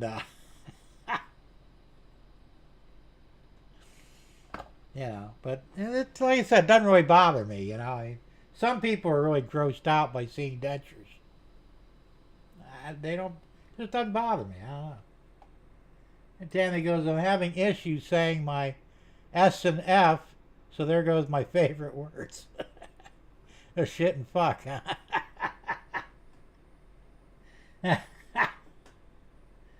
That's funny, actually.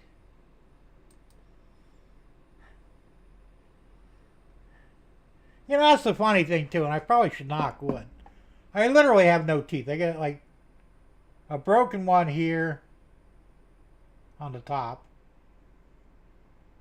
and 2 broken ones on the bottom. That's what I actually chew with. Any tough stuff. Otherwise, my gums are pretty tough. I can gum a lot of food. I eat steak and shit, no problem, But it hasn't affected my speech any, not really. I mean, I talk pretty much the same now as when I had a full set of teeth. Which is weird because my dad was only missing a couple of teeth, and he used to slur his words until he got it fixed.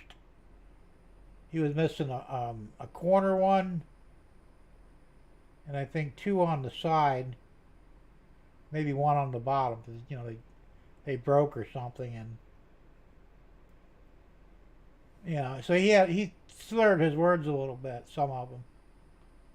And then when he got them fixed, he got partials put in, and his speech cleaned right up. It was weird. Like I said, mine doesn't seem to be affected that much. I mean, not that I'm aware of, anyway.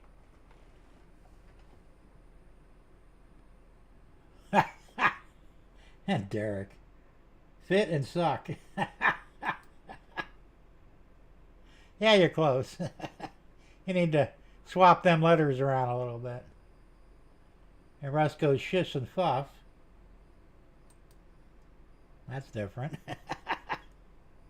That could be a new cuss word, Well, fuff you. Fuff off.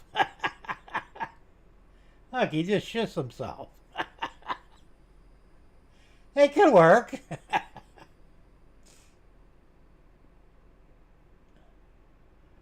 Bernard says, feel a new accent coming on, Tammy? Could be.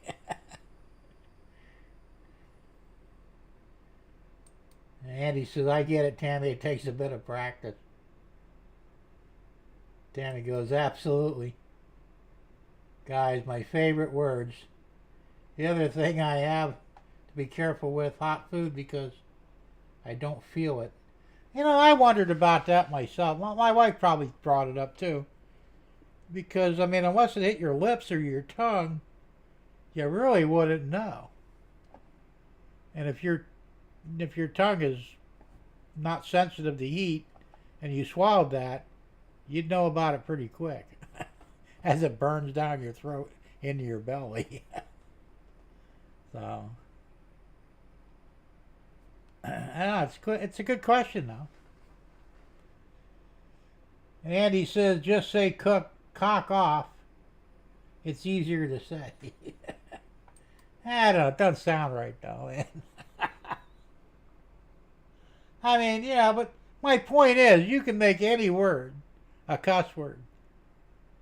And that's why I don't really have an issue with it, because it's just a word, And if we use different words in its place, and they were considered cuss words, there'd be people complaining about that, Like I said, what if it was fuff off? Go fuff yourself. Or fuff you. And that was the standard word for fuck. People would be upset. Well, you can't talk like that. Language, man, language. It doesn't matter what the word is. You're going to piss somebody off, so fuck them all. Or fuff them all.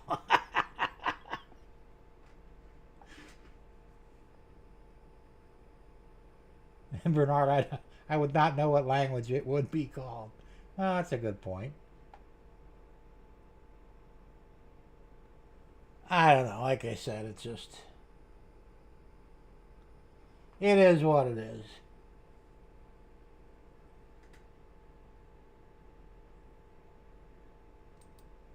No. They're just words at the end of the day. Gaff is a new word in my vocabulary. Alright, what the... Oh. Alright, what does it stand for?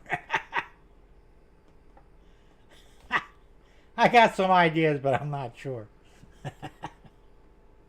I'll give a fuck, maybe? That could be it. Too hot, you spit it right back out with the dentures and all. There you go. That's messed up, man. And Russ says it will just be cuss words with a lisp, Tammy. Go full English, Tammy. Go forth and multiply. There you go.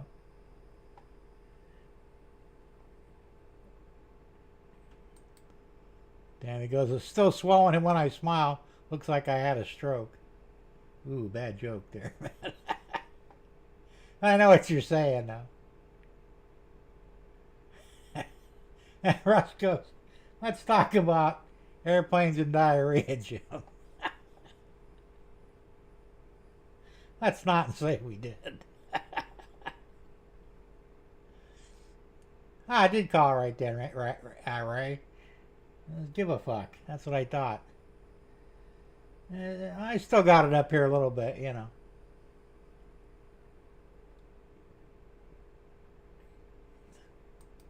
The zoomies.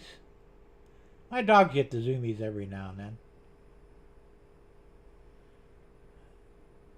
Tom says, didn't earn it is my new phrase now.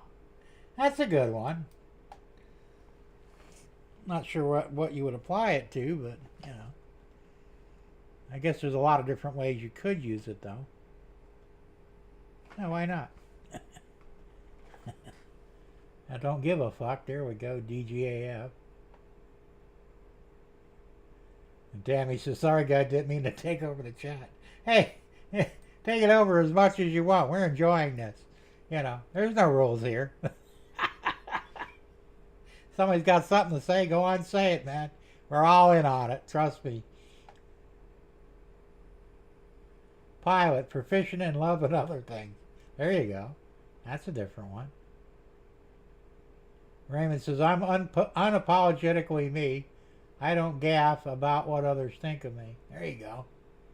That's good. It'd probably get half of them thinking, what the hell are you talking about? You know. I would figure it out, but not everybody would probably. And Tammy says, Lily, our beagle, is pregnant. Going to be a Grammy the 1st October. Cool. Beagles. Everybody loves beagles.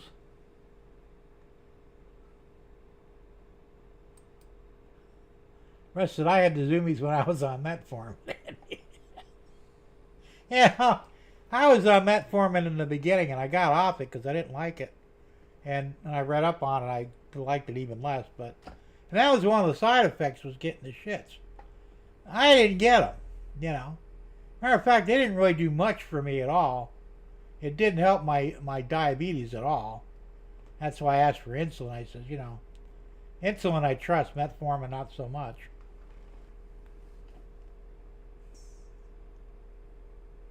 Is it like speed, Russ? Well, depends. If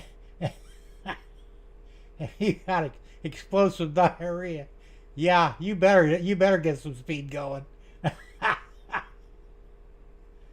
Tammy says they will be 100% beagle. Oh, cool, purebreds. Beagles are cool dogs. I like beagles. But we don't want any more dogs, so don't get any ideas. We have too many as it is. I love dogs, but you know, you gotta set a limit on how many I can have here.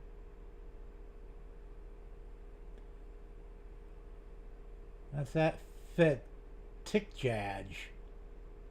Fuck them if they can't take a joke. Yeah, there you go. Run, Andy, run.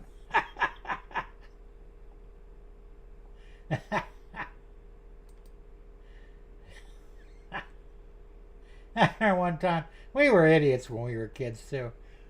Me and my friends, we had these tenants, you know, and the guy had a small kid. He was 3 years old.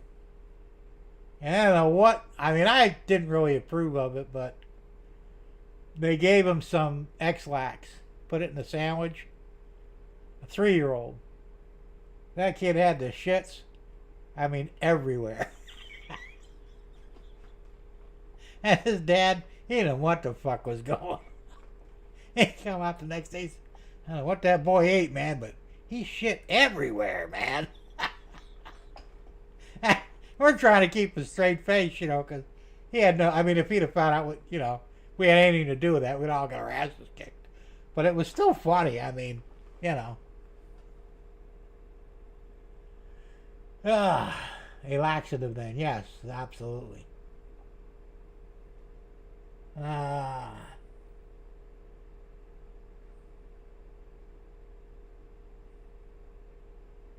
The beagle, not beagle. Oh, spelling, yeah. Take notes, Charlie Brown, I mean, blockhead. Come on, guys. The grammar police aren't out tonight, and they're not allowed on this channel. Otherwise, I'd be the biggest offender of it, probably.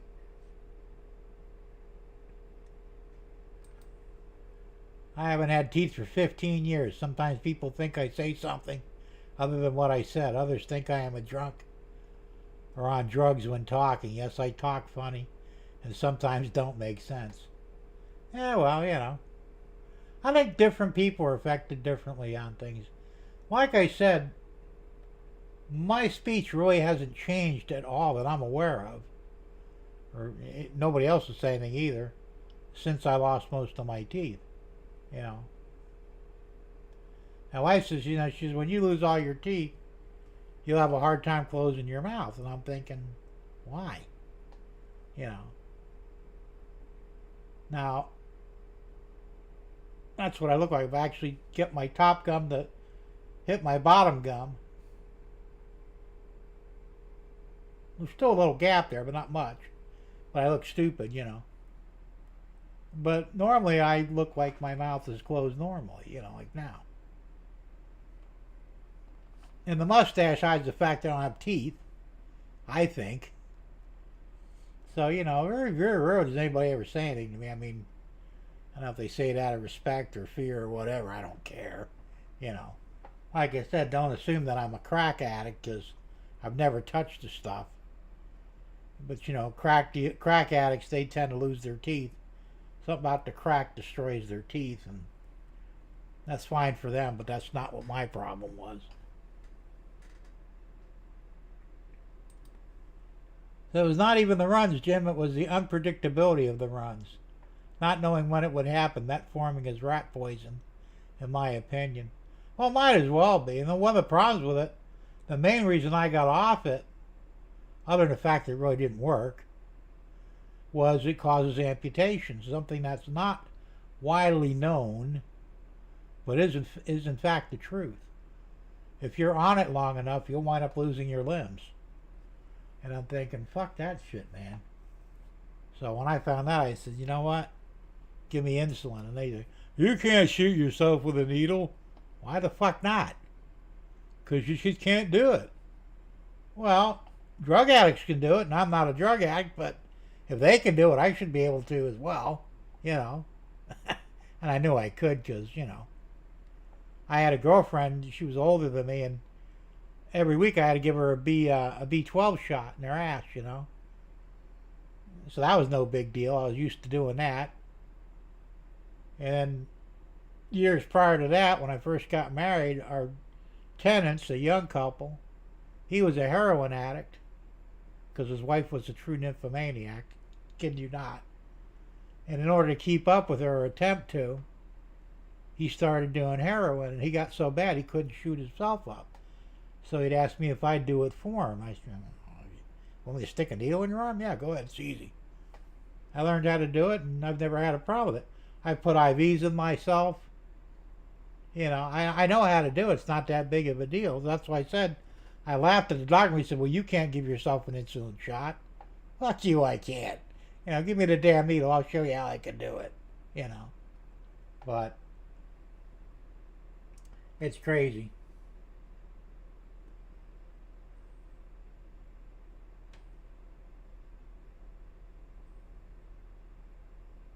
How do you choose steak? I have no problem. Like I said, I've got just enough of the broken teeth where if I need to rip on it, I can use them for it, but usually I could gum the meat. My steaks are always tender anyway. They're melt in your mouth steaks, They're not, I can't afford filet mignon, but you give me a good New York strip or shoulder or whatever, some of the better meats, brisket. When I cook it, it's tender. And I have no problem at all eating it. So, my problem is I can't eat hard things. Like, I really can't eat like hard cookies or anything like that, because it'll make my gums sore. I mean, it'll actually make them to the point where they'll bleed. So I don't eat stuff like that. Because like, I used to love the fuck were those things called? Triscuits. They're a cracker, and they're like almost like whole wheat sort of thing, or remember the cereal that was like that too? I can't remember the name of it now. I love that stuff. Well, I love Triscuits. And I used to buy them. I'd go through a box a week, and they're actually good for you, Well, when I lost my side teeth, I had to stop eating them because it was just ripping up my gums. So stuff like that I can't eat, but yeah, steak no problem. Because, I live for steak. Ray says, but my mind is sharp and going strong. Well, that's a good thing. Derek says, Ray, you seem to be typing fine. That's a whole different ball game there. And Tammy says, okay, guys, going to shut the building down. Ray said hi. Say hi to Ray for us, too, man. And have a good night, Tammy, and be careful, and I hope you're pain-free real soon. And Tom says, Jim, your speech can be altered after having a stroke. We are both lucky that did not happen. I saw the neuro doc on Tuesday, and he showed me my brain for the MRI. Very cool. I can get a copy of this. Is it black? Because I've got a small spot up here where the stroke happened, and the MRI shows this is a black area. It's not real big, but it's there. And that's basically brain damage. My friend who lost his ability to read, he showed me his MRI scan. The whole top of his head is black. So it really fucked his brain up, but the only thing it really affected was his ability to read. Everything else, he was fine. Walked fine, he worked. He could do, any chore he had to do. He had no problem. He had no problem with his movements or coordination. All that shit was good. He could still run, Where mine was such a tiny area compared to his, and, I don't walk correctly. And, I don't have the coordination anymore. I lost a lot, but I'd be curious to see, though, what yours came out, because yours was a pretty minor stroke anyway, right? I mean, for the most part. Where mine, they said it was fairly serious, because I lost everything on the side. My right side, everything, the leg, the arm. Although my face never dropped, and it didn't affect my speech. But my eye wasn't working right, and there were things that, were happening. Most of them corrected themselves pretty quick, except for the whole walking part. That's what was totally fucked. So.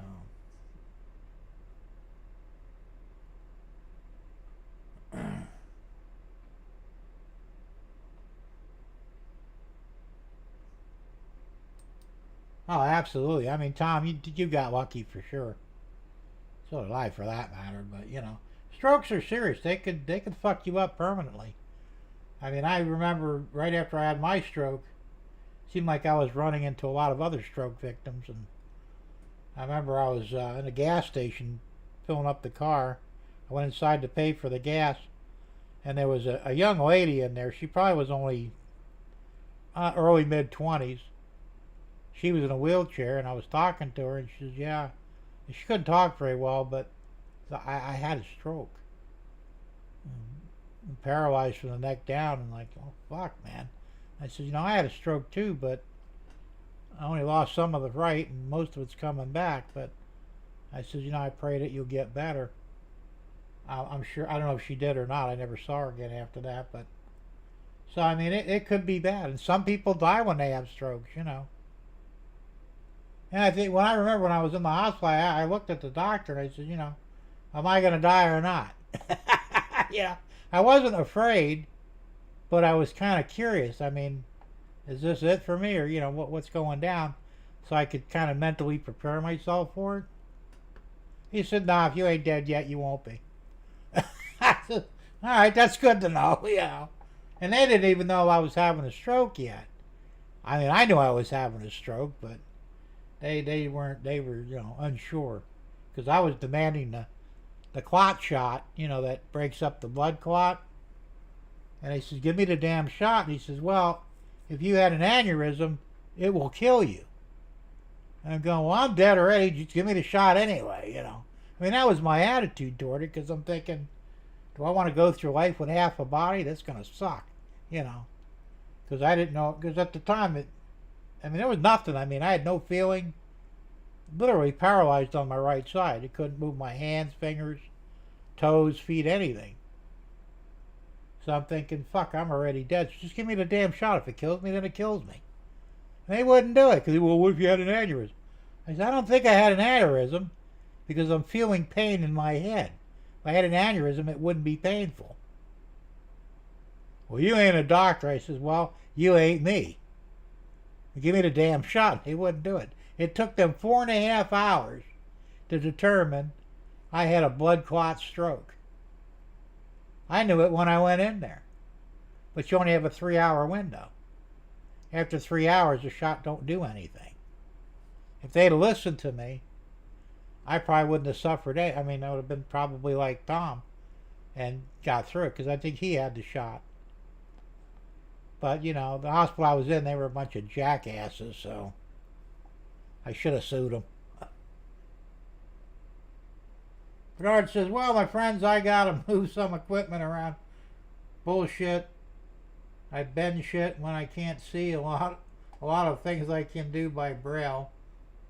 Bumper cars with a dozer bad. I backed into well over my son's Subaru. Oh, don't do that, man. Well, anyway, take care, Bernard. Thanks for popping in, man. As usual, you provided a lot of entertainment for us tonight. So be careful. Don't run into anything. And we'll see you next week, hopefully. Good night, man. Ray says, Derek, my gums are calloused and can mush steak just fine. Same with veggies. You have to cook them just right. Not too hard, not too soft. I don't eat vegetables, but I do like French fries and tater tots and stuff. I don't overcook them. I like them a little bit softer than normal because it's easier for me to chew. Where if they're rock hard, it will get painful to try and chew them. And same with steak. Like I said, I keep my steaks on the tender side. You know, but I eat burgers a lot, hot dogs. No problem chewing any of that stuff. Gumming it, as it were. Hey, teeth are overrated.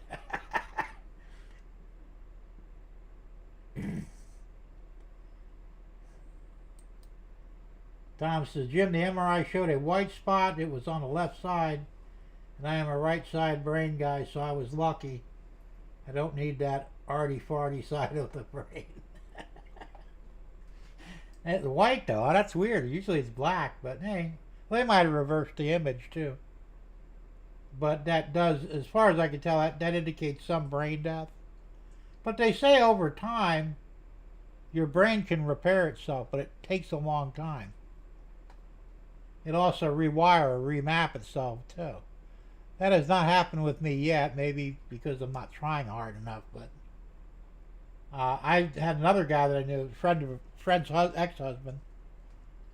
He had a stroke. And he had problems walking, and then he fought it all the way, where I didn't. I probably should have. But he would force himself to walk and eventually ride a bike. I can't do any of those things anymore. I mean, I could sort of walk, but riding a bike doesn't happen because this leg won't stay on the pedal. I haven't tried stationary bike, and even with the pedal clamps, it's hard to do. But if I had stuck with it, I could have remapped my brain and probably repaired that side of my body. That's what they say anyway, so I don't know. But, you know, who knows? Hey, GRE 2057. How you doing? Glad to see you. This is Tom Grasser. You're lucky to be here with us on these streams. Glad you're doing better after the stroke. Absolutely.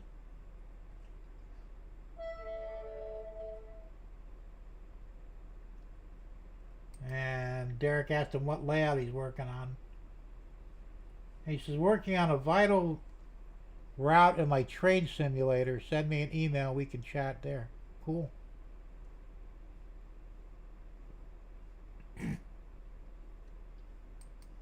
Yeah, it could have been Russ, but I think they were just assholes. And I found out a long time ago, and this is probably true in most cases. It always has been for me. If you walk into a doctor's office or the emergency room or or wherever you go and tell them what's wrong with you, they like instantly blow it off. Well, you're not a doctor. You can't make that determination. I had food poisoning once. I mean, I was near death. It was that bad. And I walked in, well, almost crawled into the emergency room.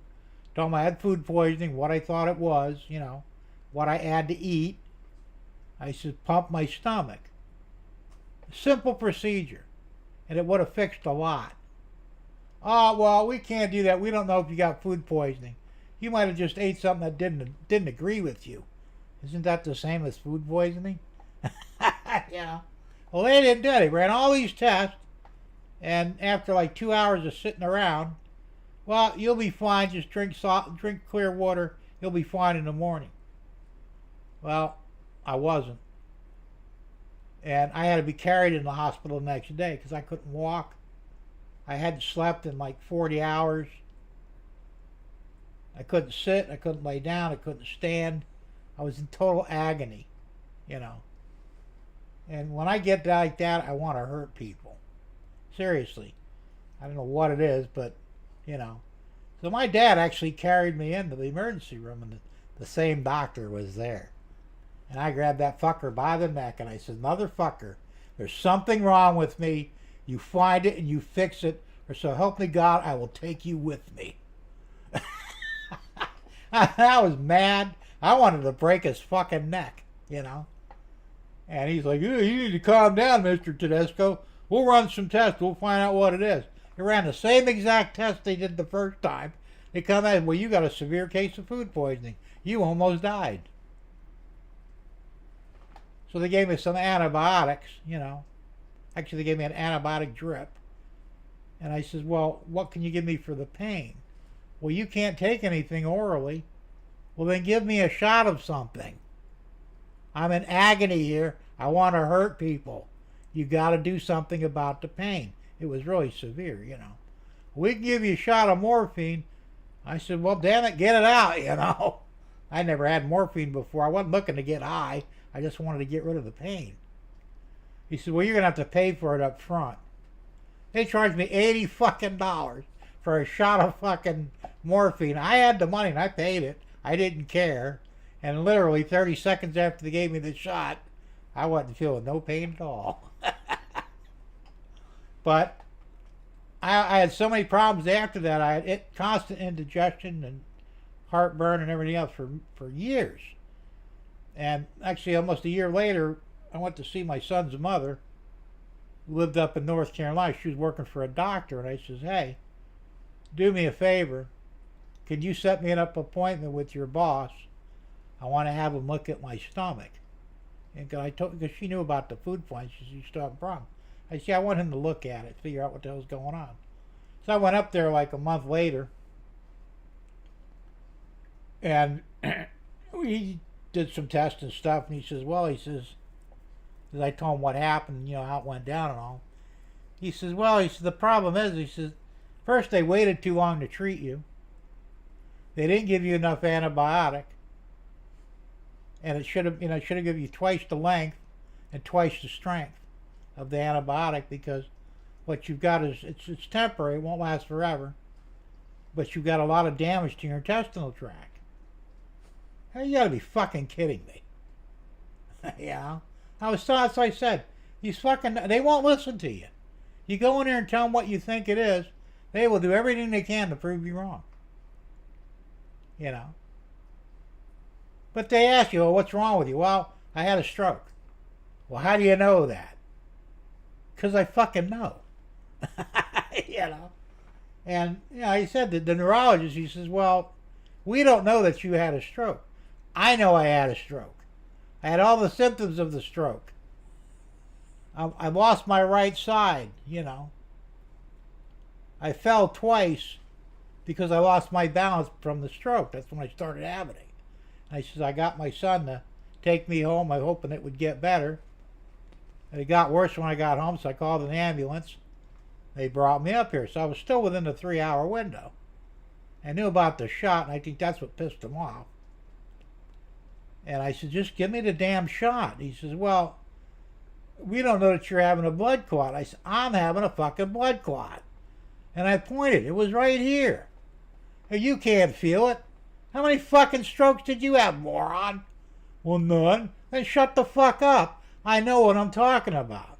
And when they did the MRI on my head, I was a half an inch off from where the stroke was, where the blood clot was, where I pointed. Well, we didn't know you could feel that. You're not supposed to be able to feel a stroke. Says who? You've never had one. How the fuck do you know? This is the same idiot that told me I'd never walk again. I spend the rest of my life in a wheelchair. Yeah, you fucking watch me, asshole. You know. So I said, me and doctors, we don't get along too well because they're assholes. All right, Andy, have a good one, man. Sleep well. Have a good weekend, safe one, and we'll see you next week.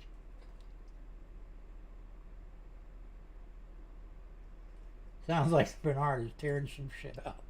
That sounds like it. Derek says, I'm still waiting for my brain to fix itself. They say it will over time, but it's very slow. That's why these people that go into a coma, that's what's happening. Their brain is trying to fix itself. But sometimes it could take, months or years. And sometimes it probably didn't happen at all. But now they're finding out. And once again, this is all about money. Because I predicted this years ago. I said, now you guys you figured out what the stem cells are. Why can't you inject stem cells into certain areas and let them regrow or repair the parts that went bad? Well, it turns out that's what they can do. They did it with a dog a few years ago. Dog broke its spine. It was paralyzed. They took its own stem cells, injected into the damaged area of its spine. It repaired itself, and a few months later, the dog's running around, jumping like nothing ever happened to it. And like I said, they can regrow your teeth now. Same principle. They take your stem cells, implant them underneath your gums. 6 months later, you grow new teeth, and they're yours. They're supposed to approve that by the end of this year, by the way, even though the Russians have been doing it for the last 20 years. The question is, how much will it cost? I mean, if it's a few $1,000s, I'll get it done. But if it's like 20 or 30,000, that ain't happening, And you can bet your ass Social Security or Medicare ain't gonna cover it. But but this is the problem with medicine. And like I said, they're in there to make money, And when they found out that I wasn't as bad as they initially said, they tried to keep me in the hospital in a bed where I basically was wasting away. I was only there for like 3 or 4 days, and they wanted to keep me there for like 3 months. And I says, to what end? The danger's gone. The damage is done. I don't want it to get worse. They said they have a device that can exercise your legs to keep them, strong.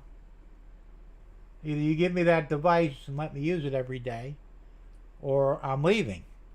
Well, you can't leave. Oh yeah, I can. Watch me. It's called, what do they call it? I can't remember what it's called now, but leaving without permission. And yes, you are legally allowed to do it. And I said, I'm leaving here tomorrow. You either give me this thing or I'm out of here. So they didn't do anything for that day. So the next day I was already preparing to leave, and they come in with the machine. Well, here we decided to too late now. Fuck you. I'm going home. I had no insurance. There's no way I was going to be able to pay for any of this shit. So I says, I'm not doing anybody any good by laying in the bed here. I'm going to go home. I'll move around. I'll do things. I'll be fine. I was AMA, against medical advice. Well, turns out I was right. But if I'd have stayed there, I probably would have been in a wheelchair for the rest of my life. Tom says, Jim, there was an artery that had a slight blockage in the brain. That's why I'm taking baby aspirin now to clear that blockage. Okay, that makes sense. They had me on baby aspirin for a long time. And then when I had the AFib, atrial fibrillation, the same thing that James Galton had fixed, which I had mine fixed too. They took me off the aspirin and put me on warfarin instead because the warfarin did a better job with AFib than the aspirin would. The aspirin, like you said, was more for the brain. But when I had the AFib can cause strokes again. They said aspirin won't do it for you, so we're going to take you off the aspirin and put you on, a blood thinner. They did ask me what I wanted because I said I want the warfarin. I don't want the ones you can't stop, because if you have to have an emergency or surgery or something, they can give you vitamin K, which will counteract the warfarin like immediately, and they can operate on you safely. If you're taking Plavix or them other thinners, they can't reverse that. So you may bleed out while they're operating on you and you die anyway. So I said, nah, I'll just take the warfarin, And so far, no problems.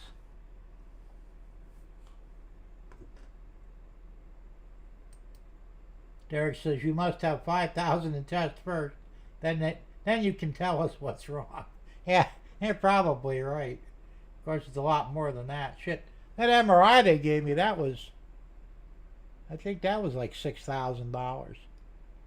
I didn't have money to pay for it, so I mean, they wrote it off, but because I didn't have, health insurance, I was self-employed, and I never thought I'd get sick, But now I have, and it's funny because now that I got Medicare, actually I have Medicare Advantage, they kiss my ass no matter what. Anything I want, they'll give to me, pretty much, within reason. No argument, because, there's money to pay for it. Just goes to show you, money talks, bullshit walks. Ray says, when it comes to CAT scans, I keep telling them there are no cats in my head. Maybe pics of steam locos. I was in an accident and had to show the doctor how to put a sling on my arm. I believe it. CAT scans. Problem with CAT scans are, I've had a few of them done. I'm not avert. Well, I can't do a maybe. Doctor said I should never get in an MRI chamber because of my pacemaker, because it could tear it out of my chest. But so they would probably do a CAT scan instead, because a CAT scan uses radiation instead of magnetic resonance. I've had CAT scans done before. I know they're serious, because one CAT scan is the equivalent of 600 to 800 chest X-rays all at once. You really get a lot of radiation, and they say CAT scans actually give people cancer. So far, I've been lucky. But they did a CAT scan on my eyes before I had the cataract surgery, because I'm diabetic. They want to make sure I had nothing else going on in there. And even though it's a low dose, but it fucked up my vision for about a month. And I will not allow them to do it again, because my insurance company's been up my ass to get another eye exam because I'm diabetic. And unfortunately, that entails a CAT scan on my eyes again. Not happening. The rest of the tests you can do, I got no issue with. But we're not sticking radiation. You're not radiating my eyes or my brain. It's not doing it, We don't need problems that didn't exist before that. But they've been up. They called me again today. When are you going to get your eye exam? Never. Well, you're diabetic. Yeah, so? Well, you could have, retinal neuropathy in your eyes. I said, yeah, maybe, but I don't have it yet. I said, when I think things are going bad, I'll go see a doctor. If it ain't broke, don't fuck with it. Well, that's a bad attitude to have. Well, it works for me. So, there's nothing else to talk about. We're done here. And they tried like hell to get me to, well, you really need to get it done. You could do it. Just don't waste your words. I'm not getting it done. And last I looked, I'm the one who makes the final decision here, not you. Okay, it's your choice. Click. But,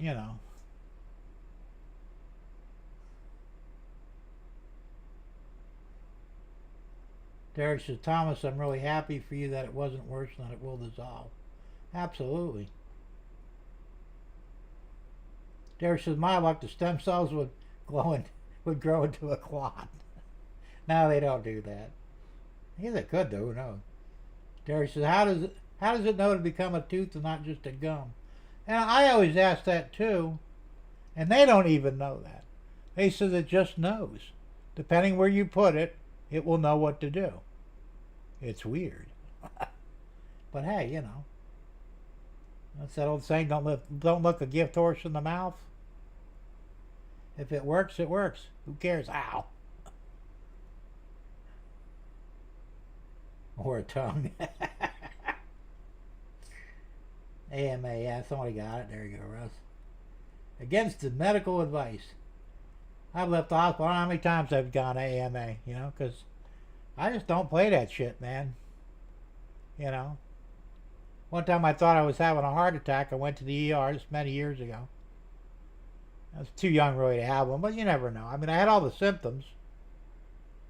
So I went in there and it was a fucked up night. I've told the story before. I don't know if I told it here or not, but about 2 o'clock in the morning, I was driving my Fiero at the time, and the Fiero blew a belt.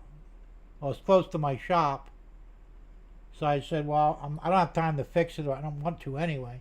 I'll just borrow a customer's car, because I had cars in there that were already fixed, waiting to be picked up. So I had a minivan in there that belonged to a customer, so I took that, drove it to the ER. I was the only one in the parking lot. There was nobody else there, you know. 2 o'clock in the morning on a weekday. I walk into the emergency room. There's nobody there. So I'm going, is anybody here? You know, kind of yelled it a little bit, you know, because I didn't know what the hell to do.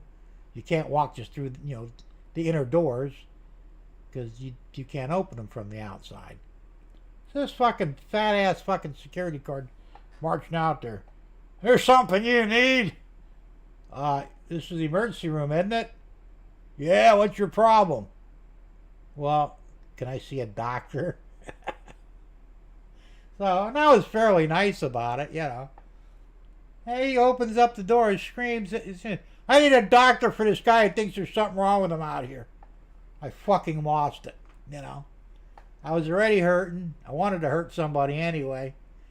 I don't know why that is, but it just is. I jumped on that fucker, started pounding the shit out of him. It took two fucking cops and two fucking med techs or whatever you call them to get me off him. You know, I beat the shit out of him, man. I didn't give a fuck. You know, out of my god, I was beating on him. I didn't care, you know. And they're like, "What the fuck is going on?" What they'd say is, you know, "What's going on here? What causes this asshole?" Treats me with disrespect. He's screaming like I'm a moron. I'm here because there's something wrong with me. I think I'm having a fucking heart attack, and this guy's pissing me off. You know. Well, they made him leave. I mean, he had to clock out for the day. You know. And they were like kissing my ass after that. You know. So they ran all the tests and shit. Well, your heart seems to be okay, but we'd like to keep you overnight. Well, if my heart's fine, I'm not staying here. That's just stupid. You know. Did I have a heart attack or not? No, you're fine. You probably had a panic attack. I said, what the hell is a panic attack? Well, it's like having a heart attack, but it's not. But it's the same symptoms. I said, all right. I don't know what could have caused it, but, you know, but they were trying like hell to keep me there overnight. I said, I'm not staying here. I'm going home. You know. And trust me, if I was having a heart attack anyway, I probably would have died beating the hell out of that fucking security guard, you know. So anyway, I get out of there. I go out to the fucking car that I'm using. I got a flat tire. What the fuck, man? So here it is, like 4 o'clock in the morning by now. I gotta change the tire. He didn't have a good jack or anything, so it was kind of a pain in the ass. I got the spare on there, threw everything in the truck, drove back to the shop. And I'm thinking to myself, well, if I was having a fucking heart attack, this would have definitely finished me off, you know. I'm pissed off, kicking myself in the ass here, you know, or busting my ass trying to change a tire. and I'm still alive. So I wound up replacing the belt on the Fiero and drove back home, and told my girlfriend what happened and shit. She wasn't all that concerned. She was, I told you it was nothing. I said, well, better safe than sorry. Turns out the next day I went back to work, back to my shop. Of course, I pulled the tire out of the truck and I got to fix it, So I air it up. I put it in a tank to see where the leak is. There's no leaks. That motherfucking security guard more than likely flattened my tire by letting air out of it. And I never saw him again, because if I ever see that bastard again, I will put that motherfucker in the very hospital he works in. What the fuck, man? That crazy shit. But I mean, it is what it is, This Ray says, yes, they gave me a CAT scan for a broken bone, then send me a bill. Yeah, well, they always do. And the thing is, you could have done the same thing with an x-ray at 1/10 the cost. It's ridiculous. Russ says, you must advocate for yourself, but if you advocate too much, they will refuse you care. I've heard of it happening. Very scary irony, in my opinion. That's probably true. I mean, I'm trying to be as congenial as possible. I figure I'm helping them, And they do. You come there, well, sir, what's the matter with you? Well, I had a stroke. Or, I got food poisoning. Well, how do you know that? Are you a doctor? No, I'm not a doctor, but you don't need to be a doctor to know there's something wrong with you. It's not like I got some bizarre disease that I can't figure out. So, I know you said they just,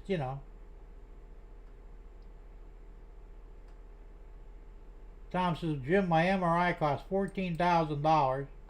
My room in intensive care was $15,000 per day. Had 2 CAT scans at $8,400 each. Holy shit. That's fucking nuts, And, I mean, it's helpful, absolutely, but there's no reason for it to cost that much, I mean, MRI takes, about an hour to do one? I've had them before, and it was about an hour. It's a pain in the ass, you just stay absolutely still, If you move, well, I have to start over again. Oh, fuck.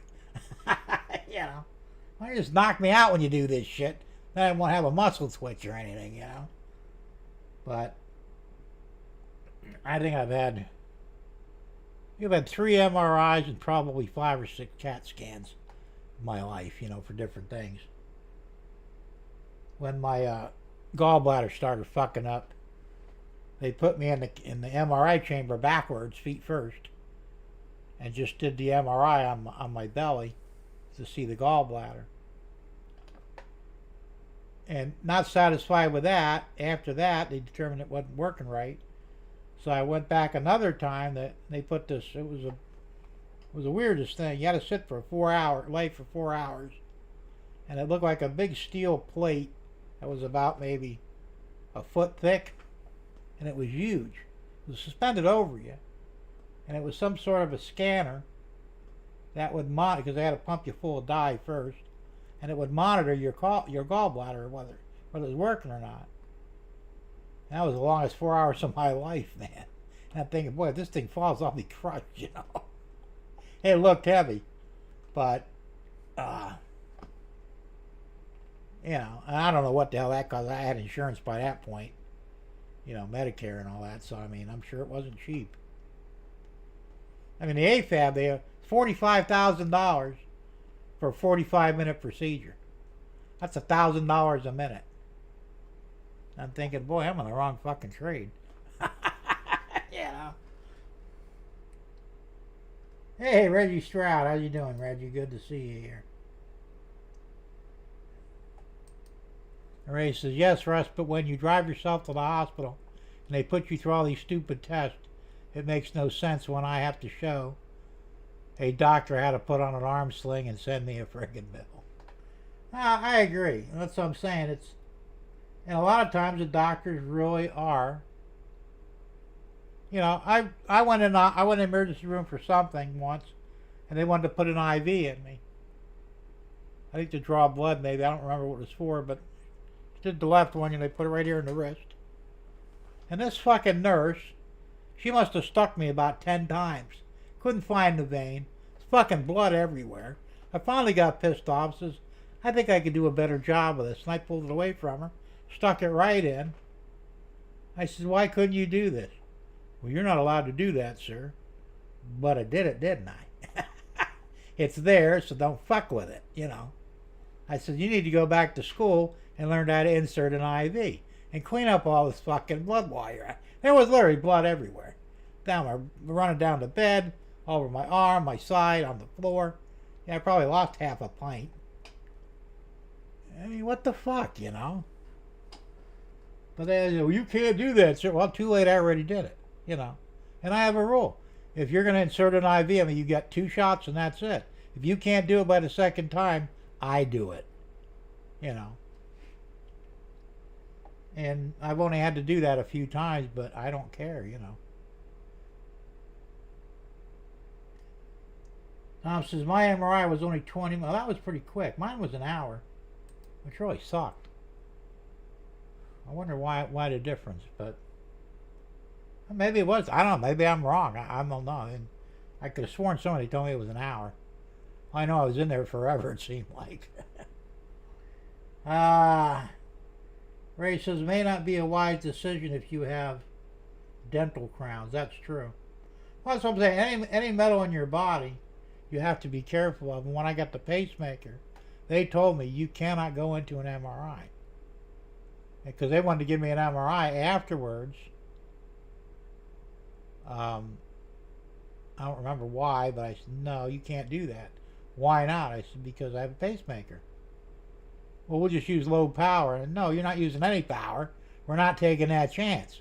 You know, I don't need you fucking up and ripping this thing out of my chest and killing me over it. We're simply not going to do it, you know. So, you know, like I said, I don't fuck around. I mean, if I think they're not going to do something right, they ain't doing it. You know. He says, Tom says, Ray, yes, they ask a lot of questions before you get an MRI. And my pacemaker is MRI compatible. They probably are now. I don't know.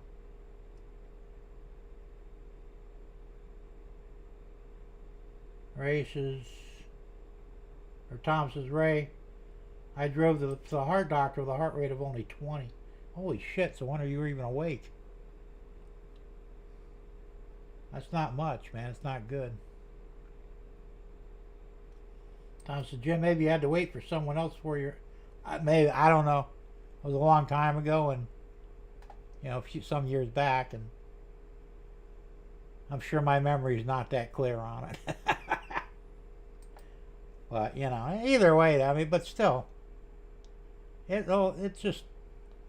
If you're going to ask me what I think is the matter with me, and I tell you, don't grab an attitude, especially if I'm right, you know. And the thing is, I'm very much in tune with my body, as most people are, you know. And, I mean, even if you're not 100% right, you should be close, you know. And a doctor should listen to what you think it is. I mean, I had all the symptoms of a stroke, you know, loss of balance, immediate weakness, you know. Basically, I was getting ready to go up the steps, and my leg gave out, you know. I fell down on the steps. And I had what they call the stuttering clot, because it would like go in and out like every couple of minutes. So I'd lose everything, and then it would come back, then I'd lose it again, it'd come back. And they really fucked up, because my blood pressure was through the roof. And I kept telling them, lower my blood pressure. Bring me down to near death. It'll release the clot. And you give me the shot, it'll break the clot down, I'll be fine. Oh no, we're going to blow the clot through. And I looked at it, are you out of your fucking mind? You can't push a 10-pound bag of shit through a 1-pound opening. And that's what you're trying to do here. It's not going to work. Well, it didn't. You know, it jammed the clot into the artery or the vessel, whatever was hitting it, and it stuck there. And I lost, and everything went away and didn't come back. You know. I mean, then like I said, they gave me aspirin after that. It helped. But if they'd have given me that clot breaking shot, I probably would have been fine. So it's just like I said, I get pissed off because, you know, I said, you could have fixed this, but you're too busy trying to make my fucking money. And I don't have time for that shit.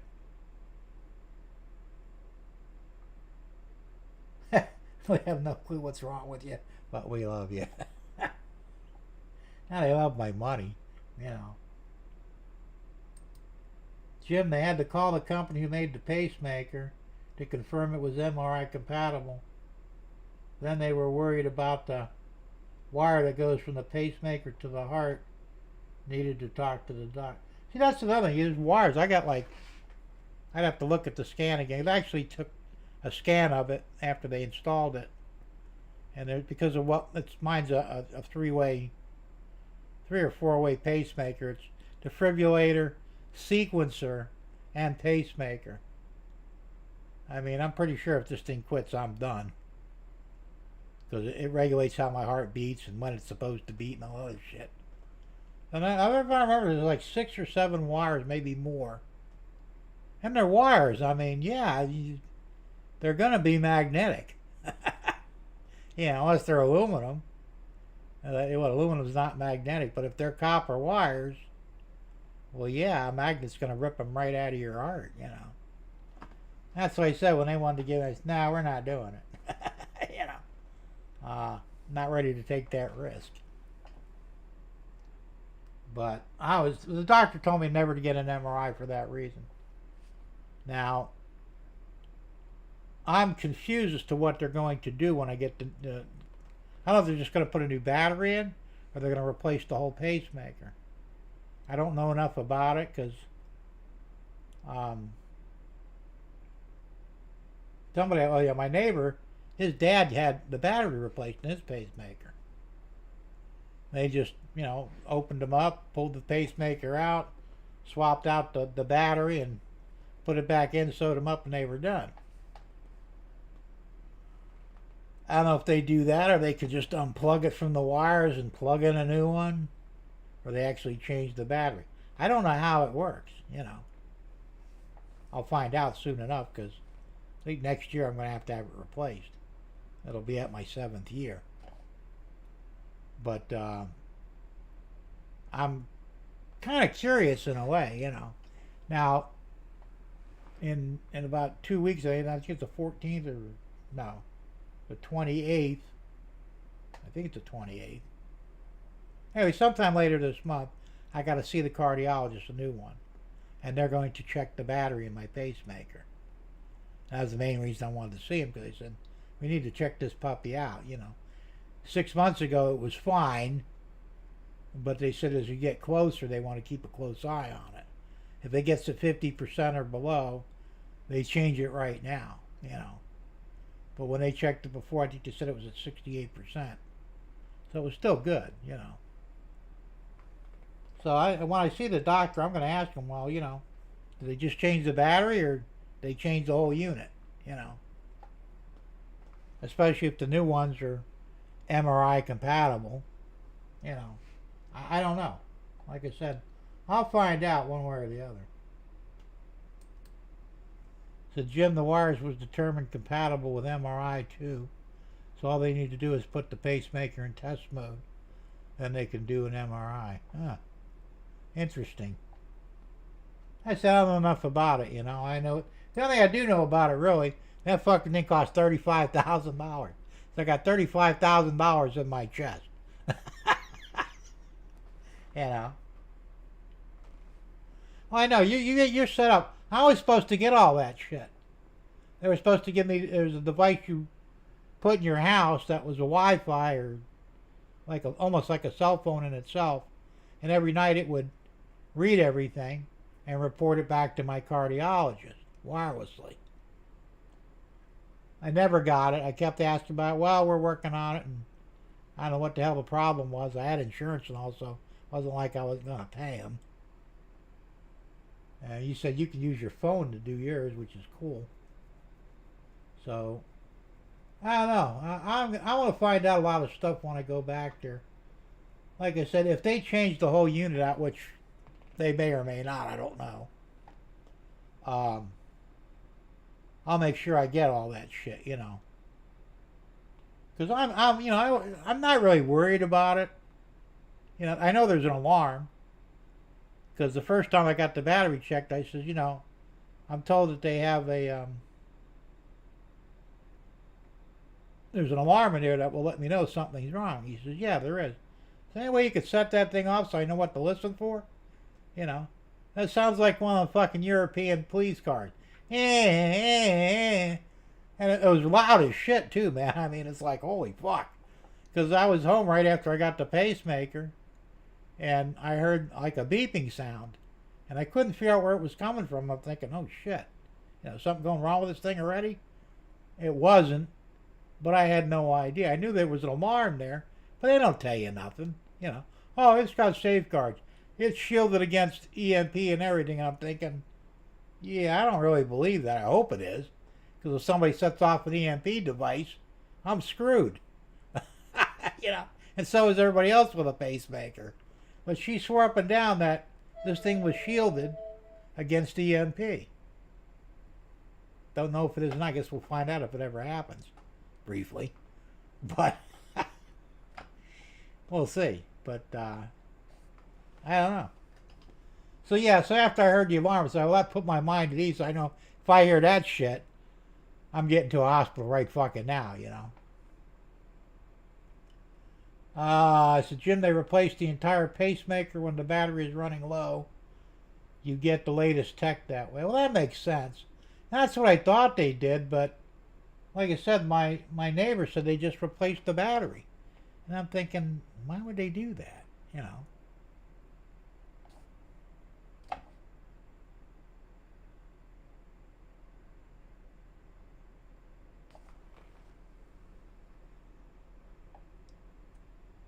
Now he says,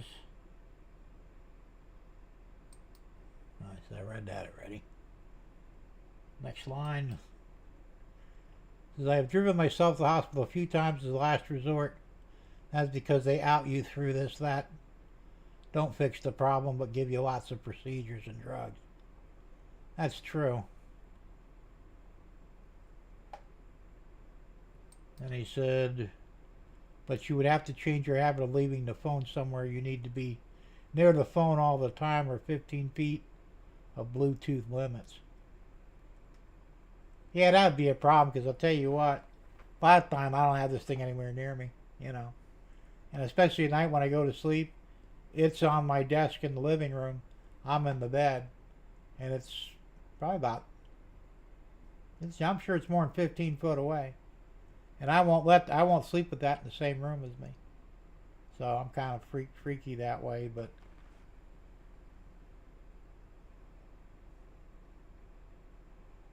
and Tom says,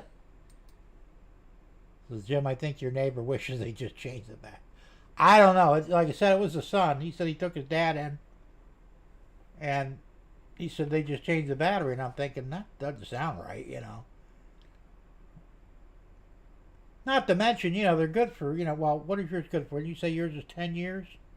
Or is it more now? I don't know. Mine's 7 years. I say every year they get better and better and last longer. Eventually they'll have one that probably lasts a lifetime. But, I mean, I agree with you. It makes more sense.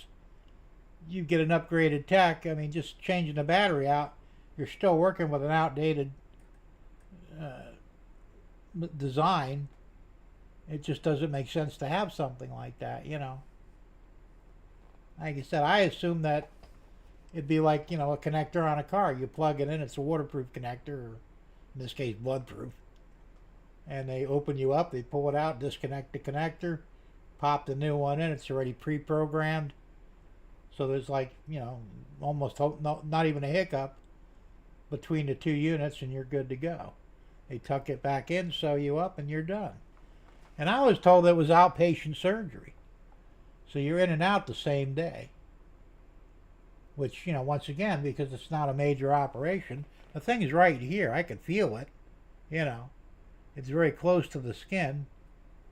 They just make a small incision, pop it out, change it out, put it back in, sew it back up, put a bandage on, get the fuck out of here, you know. So I don't know. I'll find out, I guess, one way or the other, right?